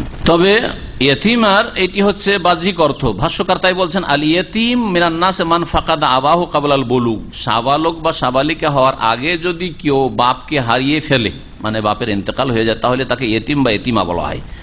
জামা হচ্ছে আইতাম, আর ইয়াতামা এটাও এতিমার মানে মুয়ান্নাসের বহুবচন ইয়াতামা। আর এখানে ইয়াতিমা বলতে কাকে বোঝানো হয়েছে? বলছে ওয়াল মুরাদু বিল ইয়াতিমাতি হুনা আল বালিগা, সাবালিকা। সাবালিকা মেয়ে যদি হয় তাহলে তার কাছ থেকে অনুমতি নিতে হবে, সাবালিকা মেয়ের কাছে অনুমতি নিতে হবে। তার মানে নাবালিকার কাছে অনুমতি না নিয়েও বাপ বিয়ে দিতে পারে, তবে সাবালিকা হওয়ার পরে মেয়ের অধিকার থাকবে বিবাহকে সাব্যস্ত রাখার, অথবা যদি পছন্দ না হয় সে বলতে পারে যে আমি এই ছেলেকে পছন্দ করছি না, আমার বাপের এই বিয়ে আমার পছন্দ না, যদি বলে তাহলে বিবাহ বিচ্ছেদ করে দিতে হবে। আর একটি হাদিস এর কাছাকাছি বিষয়ে রয়েছে, সেটাও এখানে পেশ করে দিই। আবু হুরায়রা রাদিয়াল্লাহু তাআলা আনহু থেকে বর্ণিত, বলছেন কালা রাসূলুল্লাহ সাল্লাল্লাহু আলাইহি ওয়াসাল্লাম লা তুযাওয়িজুল মারআতুল মারআতা, কোন এক মহিলা যেন অপর মহিলার বিবাহ না দিয়ে দেয়। তার মানে মহিলার কি হবে না, ওলিয়া হইতে পারবে না। এর জন্য এই হাদিস প্রমাণ করে যে ওলি হওয়ার জন্য একটি শর্ত হচ্ছে পুরুষ হওয়া। ওয়ালা তুযাওয়িজুল মারআতু নাফসাহা, আর মহিলা নিজের বিয়েও নিজে দিয়ে দিতে পারবে না, যে নিজেই বেরিয়ে গিয়ে বিয়ে বসে গেল, হ্যাঁ সবকিছু আমি বুঝি, আমি শিক্ষিত মেয়ে, না, নিজের বিয়েও দিতে পারবে না মহিলা, আর মহিলা হয়ে অন্য মহিলার বা অন্য মেয়ের বিবাহ দিতে পারবে না, যদিও নিকট আত্মীয় হোক না কেন। হাদিস ইবনে মাজার, দারাকুতনির, এবং এই হাদিসের বর্ণনাকারীরা সবাই নির্ভরযোগ্য বা বিশ্বস্ত, সিকাত। এই হাদিসটিও সহি, আগের হাদিসটিও সহি, আর তার আগের প্রথম যে হাদিসটি ছিল সেটা তো বুখারী মুসলিমের হাদিস, নিঃসন্দেহে সহি, সবগুলো ইনশাআল্লাহ তাআলা সহি। এই হাদিস থেকে যে মশলাগুলি বাহ্যিক বোঝা গেল সেগুলি হচ্ছে যে অনুমতি নিতে হবে মেয়েদের কাছে বিবাহের ক্ষেত্রে। যদি কুমারী হয় তাহলে চুপ থেকে গেলে অনুমতি হয়ে যায়, আর কুমারী যদি না হয়, তালাক প্রাপ্তা বা বিধবা যদি হয়, তাহলে কথায় অনুমতি নিতে হবে। ভাষ্যকার তাই বলছেন যে আল বিকর ইয়াকফি ফি ইযনিহা সুকুত, কুমারী মেয়ে যদি হয় তাহলে তার নীরব থাকাটাই অনুমতির জন্য যথেষ্ট। কেন? লিহায়াইহা গালিবান আনি নুতকি, কথা বিবাহ সম্পর্কে কুমারী মেয়ে বলতে যেহেতু লজ্জা পায় সেই জন্য। ওয়াল আহসানু আন ইউজআলা লি মুওয়াফাকাতিহা বিসুকুতি আজালান, কতক্ষণ সে নীরব থাকলো, তুলামু বিহি আন্নাহা বাদা ইনতাহি মুদ্দাতিহি রাদিয়া, কিছুক্ষণ সময় দেন, হ্যাঁ নীরব যে থাকলো সময় দেন, হয়তো চিন্তা করছে এটা হইতে পারে, তারপরে ওই সময়ের পরে ইউতাবার সুকুত ইজনাম মিনহা মুওয়াফাকা, তখন জানা যাবে যখন চুপ থেকে গেল তাহলে তার পক্ষ থেকে কোনো বাধা নেই। হতে পারে 1 ঘন্টা তো চুপ থেকেছে, পরে মায়ের কাছে যখন নির্জনে পেয়েছে মাকে, তখন কমপ্লেন করছে যে বাপ বলছে ওই ছেলেটার সাথে বিয়ে দেবে, আমি বিয়ে করবো না, হতে পারে না। জি, সেই জন্য একটি মাসলা আর বললাম যে বরের ক্ষেত্রে, ছেলের ক্ষেত্রে মেয়েকে শুধু জানিয়ে দেওয়া যে অমুক ছেলের সাথে যথেষ্ট নাই। এই ক্ষেত্রে বলছেন লা ইয়াকফি ফি ইস্তেমারি সাইয়্যিবে, কুমারী অথবা কুমারী নয়, অকুমারী, এই দুই প্রকারের মেয়েদের কাছে অনুমতি নিতে গিয়ে মুজাররাদুল ইখবার বিজ্জাওয়াজ, তোমার বিবাহ লাগাচ্ছি, এ কথা বলা যথেষ্ট নয়। ওয়াইসমুজ জাওজ, আর স্বামীর নাম, ওই ছেলেটার নাম হচ্ছে এইরকম আব্দুল্লাহ, যথেষ্ট নয়।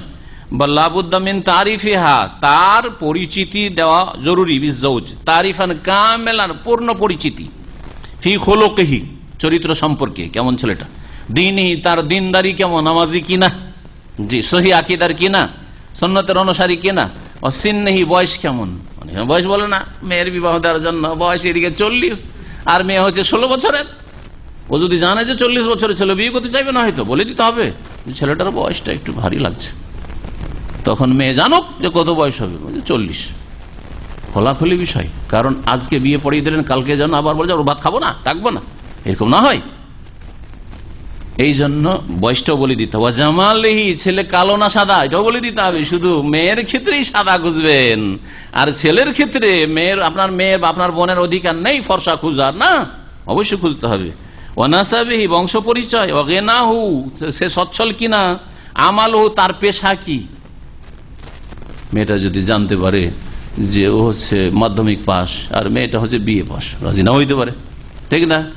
বা যদি জানতে পারে বিদেশে থাকে, সৌদি আরবে শুধু থাকে, আরে সৌদি আরবে থাকে, হ্যাঁ, কিন্তু সৌদি আরবে ক্লিন কোম্পানিতে ক্লিন করে, বিয়ে করবে নাও করতে পারে মেয়ে, হয়তো এমন পরিবারের জন্য বিয়ে করে, নিজের জন্য অযোগ্য মনে করছে, সুতরাং বলে দিতে হবে যে কি কাজটা করে। এটা মজার গল্প শুনবেন। সৌদি আরবের কোন এক জায়গায় গল্প লিখেছে, যে এক ছেলের পক্ষ থেকে প্রস্তাব এসছে মেয়ের কাছে।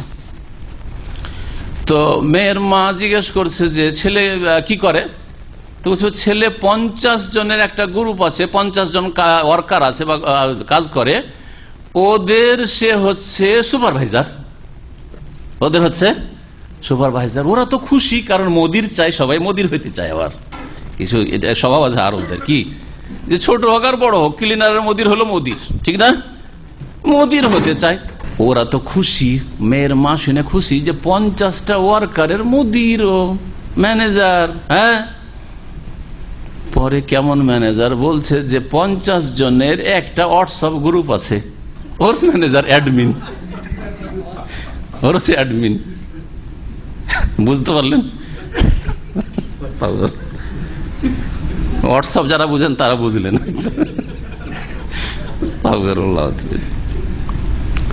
মেয়েকে জানিয়ে দিতে হবে যে কেমন মোদির, ক্লিনারদের মোদির, আরামকর মোদির, ইসলামিক সেন্টারের মোদির, আবার মোদির আমাদের এখানে যে সিকিউরিটি আছে ও আবার ক্লিনারদের মোদির, কিন্তু ক্লিনারদের মোদির আমাদের এখানে। জি হ্যাঁ, তো কথা হচ্ছে যে আপনাকে জানিয়ে দিতে হবে যে কি ধরনের মোদির, মেলা মোদির।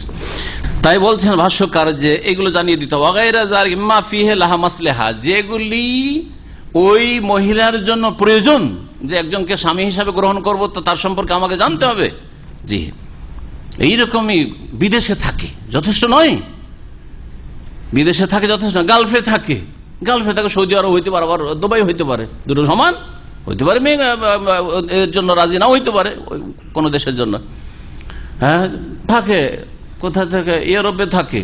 ও যদি জানে যে ইউরোপে থাকে, হয়তো অনেক মেয়ে রাজি হবে না। আমার কাছে এরকম আছে যে ও বলছে যে আমি যাবো না ইউরোপে, ওই সব দেশে যাবো না, কারণ তিক্ত অভিজ্ঞতা। আমার কাছে বেশ কিছু মহিলারা ইউরোপ থেকে টেলিফোন করছে। ছেলেরা কি করে জানেন, বিয়ে করে তো ইউরোপের, দেখায় যায় ইউরোপের নেসিটি পেয়েছে, অথবা ইউরোপে আছি। ইউরোপ থেকে মনে করে যে কানাডা আমেরিকার যদি পাসপোর্ট নিয়ে নিতে পারি তো আরো ভালো। স্ত্রীকে, কয়েক বাচ্চা সহ, আর এইরকম অনেকগুলি মহিলা, যেই মহিলা বলছে আমি একা নই, অনেক মহিলারা আছে এই দেশে, ইটালিতে বা এই ধরনের জার্মানি, এইসব দেশগুলিতে, এই পূর্ব ইউরোপে, এইসব দেশগুলিতে স্ত্রীকে বাচ্চা সহ ছেড়ে দিয়ে, পাড়ি দিয়ে কেউ আমেরিকা চলে গেছে, কেউ কানাডা চলে গেছে, কোনো খোঁজ খবর নেই না 10 বছর 12 বছর ধরে। মহিলা কি করে, কাজ করে খায়, সারাদিন কাজ করে বাচ্চাগুলির প্রতিপালনের জন্য। বলছে বাংলাদেশ ফিরে যাবো, ওখানে কি আশ্রয় দিবে আমাকে, বাপ মা মারা গেছে, স্বামী খোঁজ নেই, নে করবো কি আমি, সুবহানাল্লাহ। সুতরাং যদি এইসব বিষয়গুলো জানে একজন মেয়ে, তাহলে কখনো ইউরোপে থাকে আর লাফ দিয়ে একবার বিয়েতে রাজি, কখনো রাজি হবে না। আমাকে আজকে না কালকে ফেলে দিয়ে টান দেবে, এটা গার্লফ্রেন্ড ধরে নিয়ে টান দেবে, বোঝা গেছে। কিন্তু সৌদি আরবে সেটা পারবে না, ঠিক না? পার্থক্য আছে। তাহলে বিদেশে থাকে বলা যথেষ্ট না, উনি ক্লিয়ার বলি তো কোন দেশে থাকে, কি কাজ করে। আবার বিদেশে থাকে, ইউরোপে থাকে হয়তো, আর মদের দোকানে, হ্যাঁ, বারে, হ্যাঁ, শুকুরের গোস্ত, হোটেলে, যেসব হোটেলগুলি রয়েছে কাফের দেশে, সব হোটেলে চাকরি করে। অধিকাংশ যারা কম শিক্ষিত লোক যায়, সবগুলি এই রকমের হোটেলে চাকরি করে, তাহলে হারাম তাদের রিজিক। একটা মেয়ে যদি নামাজি হয়, দিনদার হয়, আল্লাহ সম্পর্কে জানে, আখিরাত সম্পর্কে, কখনো রাজি হবে না শুধু পয়সা দেখে। তাহলে বলে দিতে হবে স্পষ্ট করে যে কাজটা করে কি ইউরোপে থাকে। তো অনেকে রাগ করবেন যারা ইউরোপে থাকেন আর আমার বক্তব্য শুনবেন, তাই না? কিন্তু রাগ করেন না, আসল হাকিকাত। কারণ কাউকে ধোকা দেওয়া যায় না, মান গাসসানা ফালাইসা মিন্না। যদি কেউ আমাদেরকে ধোকা দেয়, মানে কোন মুসলিমকে ধোকা দেয়, নারী হোক আর পুরুষ, তাহলে আমার উম্মতের না। মেয়ে যদি আপনাকে ধোকা দেয়, তাহলে যেমন সে আপনাকে ক্ষতিগ্রস্ত করলো, তেমনই যদি ছেলে ধোকা দেয় তো ক্ষতিগ্রস্ত করলো একটা মেয়েকে। সুতরাং হক কথা মানুষকে জানিয়ে দিতে হবে। মেয়ের বয়স যদি 9 বছর বা তার নিচে হয়, তাহলে বাপ বিনা জিজ্ঞাসায় বিবাহ দিতে পারে, বিনা জিজ্ঞাসায় বিয়ে দিতে পারে। ইমাম ইবনে তাইমিয়া রাহমাতুল্লাহ তাআলা বলেছেন, ইজবা ইখতার শেখ আদামা ইজবার বিনত 30 সিনিন বিকরান কানাত আও সাইয়্যিবান। 9 বছরের কমের মেয়ে যদি হয়, বিবাহিতা হোক অথবা কুমারী হোক, কুমারী তালাকপ্রাপ্তা বিধবা যাই হোক না কেন, বিনা জিজ্ঞাসায় নিজে থেকে বাপ বিয়ে দিতে পারে। তবে যদি জানে যে না, সে বলছে না, তখন জবরদস্তি করবে না, কিন্তু বিনা অনুমতিতে, অনুমতি না নিয়ে এরকম মেয়ের বিয়ে দিতে পারে।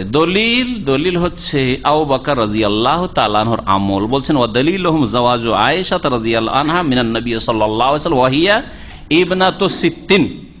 6 বছর বয়সী অথবা 7 বছর বয়সে যখন আয়েশা রাদিয়াল্লাহু আনহা বয়স, তখন নবী করিম সাল্লাল্লাহু আলাইহি ওয়াসাল্লামের সাথে আবু বকর মেয়ের বিয়ে দিয়েছেন। মেয়েকে জিজ্ঞাসা করার প্রয়োজন মনে করে জিজ্ঞেস করেন নাই। তবে এই ক্ষেত্রে শরীয়তের বিধান হচ্ছে যখন মেয়ে সাবালিকা হয়ে যাবে আর তারপরে তার স্বাধীনতা থাকবে, অপশন, ইখতিয়ার থাকবে। সে যদি মনে করে যে যেই স্বামী আমার জন্য চয়েস করেছে আমার বাপ, সেখানেই আমি সংসার করব, ভালো কথা। আর যদি বলে যে না, আমার জন্য তো এটা চলবে না, আমি থাকবো না, তাহলে পুরো দমে তার ইখতিয়ার রয়েছে। জি, আজকে এখানেই আলোচনা শেষ করি, এরপরে বিবাহের আর একটি নতুন মাসলা আসছে। সুতরাং এখানে আমার আলোচনা আজকে শেষ করে দিচ্ছি। আল্লাহ পাক রব্বুল আলামিন যেন আমাদেরকে কোরআন এবং হাদিসের কথা বুঝার এবং মেনে চলার তৌফিক দান করেন, এবং আল্লাহ রাব্বুল আলামিন আমাদেরকে সমস্ত রকমের বিভ্রান্তি থেকে, গুনাহের কাজ থেকে আল্লাহ পাক যেন বাঁচিয়ে রাখেন। আমাদের সার্বিক কল্যাণ যেন আল্লাহ পাক দান করেন। আল্লাহ পাক রব্বুল আলামিন বালা মুসিবত থেকে হেফাজত করেন। আল্লাহ রাব্বুল আলামিন যেন আমাদের সকলকে জান্নাতুল ফিরদৌস দান করেন। আল্লাহ পাক আমাদের প্রত্যেককে দাম্পত্য জীবনে যেন সুখী হওয়ার তৌফিক দান করেন, নেক আওলাদ দান করেন, যারা দুনিয়া থেকে আমাদের চলে যাওয়ার পরেও কাজে আসবে। আল্লাহ পাক রব্বুল আলামিন এইরকম নেক ছেলে মেয়ে যেন দান করেন আমাদের। আল্লাহ পরিবার পরিজন যেন বরকত দান করেন। সুবহান রাব্বিকা রাব্বিল ইজ্জাতি আম্মা ইয়াসিফুন ওয়া সালামুন আলাল মুরসালিন আলহামদুলিল্লাহি রাব্বিল আলামিন। শ্বশুর শাশুড়ির অনুমতিক্রমে শালীর বিবাহ দিতে পারে। বিবাহ দেওয়া মানে কিরকম বিবাহ দেওয়া? একটা হচ্ছে যে হয়তো বৃদ্ধ হয়ে গেছে, বলছে একটু খোঁজ টোজ করো, আর খোঁজ টোজ করলো, তারপরে বললো, তারপরে বাপের পছন্দ হইলো, মেয়ের বাবার পছন্দ হইলো, আর মেয়েরও পছন্দ হইলো, কিন্তু বেঁচে আছে, বিয়ের গাইড করবে সেই বাপ বেঁচে থাকাকালীন, সে ভগ্নিপতি নাই। আর একটা রাস্তা আছে, সেটা হচ্ছে ওয়াকালত নামা দিয়ে দেওয়া, উকিল বানিয়ে দেওয়া। সেটা হচ্ছে যে মেয়ের বাপ বলছে যে তোমাকে আমি লিখিত বা মৌখিক দায়িত্বশীল উকিল বানিয়ে দিলাম আমার মেয়ের বিবাহর ক্ষেত্রে। আমি যেহেতু বিদেশে আছি, অথবা আমি দূরে আছি, বা আমি অসুস্থ আছি, আমি এইসব জিনিস অত বেশি বুঝি না, সুতরাং উকিল বানিয়ে দিলাম। যেমন আপনার কেসের জন্য আপনি আদালতে উকিল বানিয়ে দেন, উকিল আপনার কেস নিয়ে লড়াই করছে, জেরা করছে, ঠিক তেমনি এই বিষয় শরীয়তে ওয়াকালত আছে। কেনাকাটার ক্ষেত্রে আমি কিনতে যাই না, কিন্তু আমি কোনো ভাইকে দিয়ে কিনে নিলাম, যা কিনলো, আমি যেটা কিনতে বলেছি, কিনতে গিয়ে যদি ক্ষতিগ্রস্ত হয়, বেশি বেশি দাম দিয়ে দিয়েছে অথবা খারাপ জেনে নিয়েছে, আমাকে মেনে নিতে হবে, কারণ উকিল বানিয়েছি। তো বিবাহর ক্ষেত্রেও তৌকিল রয়েছে, মানে উকিল বানাতে পারে। না, যদি দিন থাকে আর কালো থাকে, কালো হলে যে সে বাছাবাছি করবে আর করবে না, এরকম বলছি না, কিন্তু মেয়ের স্বাধীনতা আছে যে আমি একটা সাদা ছেলে, ফর্সা ছেলে বা ভালো ছেলে, সুন্দর ছেলে বিয়ে করতে চাই, অধিকার আছে, কিন্তু প্রাধান্য দেবে মান তারজাউনা দীনাহু ওয়া খুলুকাহু, যার দিন ভালো, ঈমান আমল ভালো, আর আখলাক চরিত্র ভালো। আখলাক চরিত্র ভালো থাকে, খাটো থাকে, আর কুৎসিত থাকে, আর আফ্রিকানও হোক না কেন, আবদে হাবশি হোক না কেন, কোনো অসুবিধা নেই, কোনো অসুবিধা নেই। কিন্তু কথা হচ্ছে যে স্বাধীনতা আছে। ভালো পেতে কেউ কালো খেতে চায়, আপনি ভালো যদি খেতে পান তো কেন আপনি কালো খেতে যাবেন, ঠিক না? সুতরাং যদি মেয়ে মনে করে যে আমি এর চেয়ে ভালো স্বামী পাবো, তো আমি আমার বাপের এটা কথা মানতেই হবে, কেন না? ছেলে কিন্তু ওই আকিদা মদিনা ইউনিভার্সিটির স্টুডেন্ট, ছাত্র, ভালো পড়াশোনা করে, এই পাস করেছে, মেয়ে এখন রাজি হচ্ছে না, নাকি? রাজি হলে তাহলে তো কোনো সমস্যা নেই। মেয়ের যদি পছন্দ না হয়, তাহলে মেয়ের পছন্দকে অগ্রাধিকার দিতে হবে। তবে আপনি, আপনার একটা ভূমিকা আছে, বুঝাইতে পারেন, যে যদিও একটু খাটো কিন্তু অন্য গুণগুলি ভালো আছে, এতে হয়তো তোমার বরকত হবে ইত্যাদি বুঝাইতে পারেন, কিন্তু জবরদস্তি করা যাবে না। মদিনা ফারেক হইলে অথবা আলেম হইলে, মাদ্রাসা পড়া হইলে আর হাফেজে কোরআন হইলে জবরদস্তি বিয়ে দিতে হবে না, এটা শরীয়ত না। বোঝা গেছে? ও যদি মনে করে যে আমি একটা স্কুল কলেজ ইউনিভার্সিটির পড়া, জেনারেল লাইনের পড়া ছেলে, একটা ইঞ্জিনিয়ার, আমি ধার্মিক আল্লাহ ভীরু হইলে আমি বিয়ে করবো, একটু লম্বা হোক, তো তার অধিকার আছে, তার অধিকার আছে। জি, চাপ সৃষ্টি করা যাবে না। মসজিদের ইমাম হচ্ছে মাজারপন্থী, মাজার পূজারী, মাজারে যেতে বলে, ঠিক না? আর মসজিদের মুসল্লিরাও তার ভক্ত, মানে মাজার ভক্ত। আর মসজিদের মোতাওয়াল্লি, দায়িত্বশীল, তাই সেও মাজার ভক্ত। এইরকম মসজিদে চাঁদা দেওয়া যাবে কিনা? না, চাঁদা দেওয়া যাবে না। কারণ যেই মসজিদে শিরকারীরা নামাজ আদায় করে তাদের ইবাদতবন্দি কবুল হয় না। ইবাদতবন্দি কবুল না হলে আপনার খাতায় কিসের নেকি আসবে? ইবাদতই যদি কবুল না হয় ওদের, তো আপনার খাতায়, আপনি তো মসজিদ দান করছেন নেকি পাওয়ার জন্য, তো নেকি আসবে কি করে? ভালো কাজ হবে তাহলে না নেকি হবে। সুতরাং যারা বড় শিরকি আকীদা রাখে তাদের মসজিদে, তাদের মাদ্রাসায় দান করা জায়েজ নয়। মাদ্রাসা তাদের শিরক বিদআতের ফ্যাক্টরি, তো শিরক বিদআতের ফ্যাক্টরিতে কি করে আপনি দান করবেন? আপনাকে তাওহীদের ফ্যাক্টরিতে, সুন্নাতের ফ্যাক্টরিতে, ওয়াহির ফ্যাক্টরিতে আপনাকে দান করতে হবে, যেখান থেকে ইসলামের কিছু খেদমত হইতে পারে। রাসূলুল্লাহ সাল্লাল্লাহু আলাইহি ওয়াসাল্লাম নিয়ে আসা দিনের খেদমত হইতে, এটা বাপদাদার দিনের খেদমত করছে তারা। জি, অভিভাবকহীন যারা বিবাহ করে ফেলেছে কিন্তু সন্তানাদি হয়ে গেছে, এদের বিধান কি? সন্তানাদি অভিভাবক ছাড়া এই ক্ষেত্রে বিবাহ যেহেতু ফাসেদ, সুতরাং বিবাহ বিচ্ছেদ ঘোষণা করে নতুন ভাবে বিয়ে পড়িয়ে নেবে। ভাষ্যকার এটাই বলেছেন, সন্তান হালাল, কারণ সে অতি শুভা বলা হয়েছে। এটা সংশয়ের সহবাস, সংশয়ের সহবাসে নাসাব, বংশ সাব্যস্ত হয়। সুতরাং এগুলি যারও সন্তান নয়, এগুলি হচ্ছে তারই সন্তান। আর এই বিবাহটা হয়নি, সুতরাং নতুন করে আবার বিয়ে পড়িয়ে নেবে। আল্লাহু আ'লাম।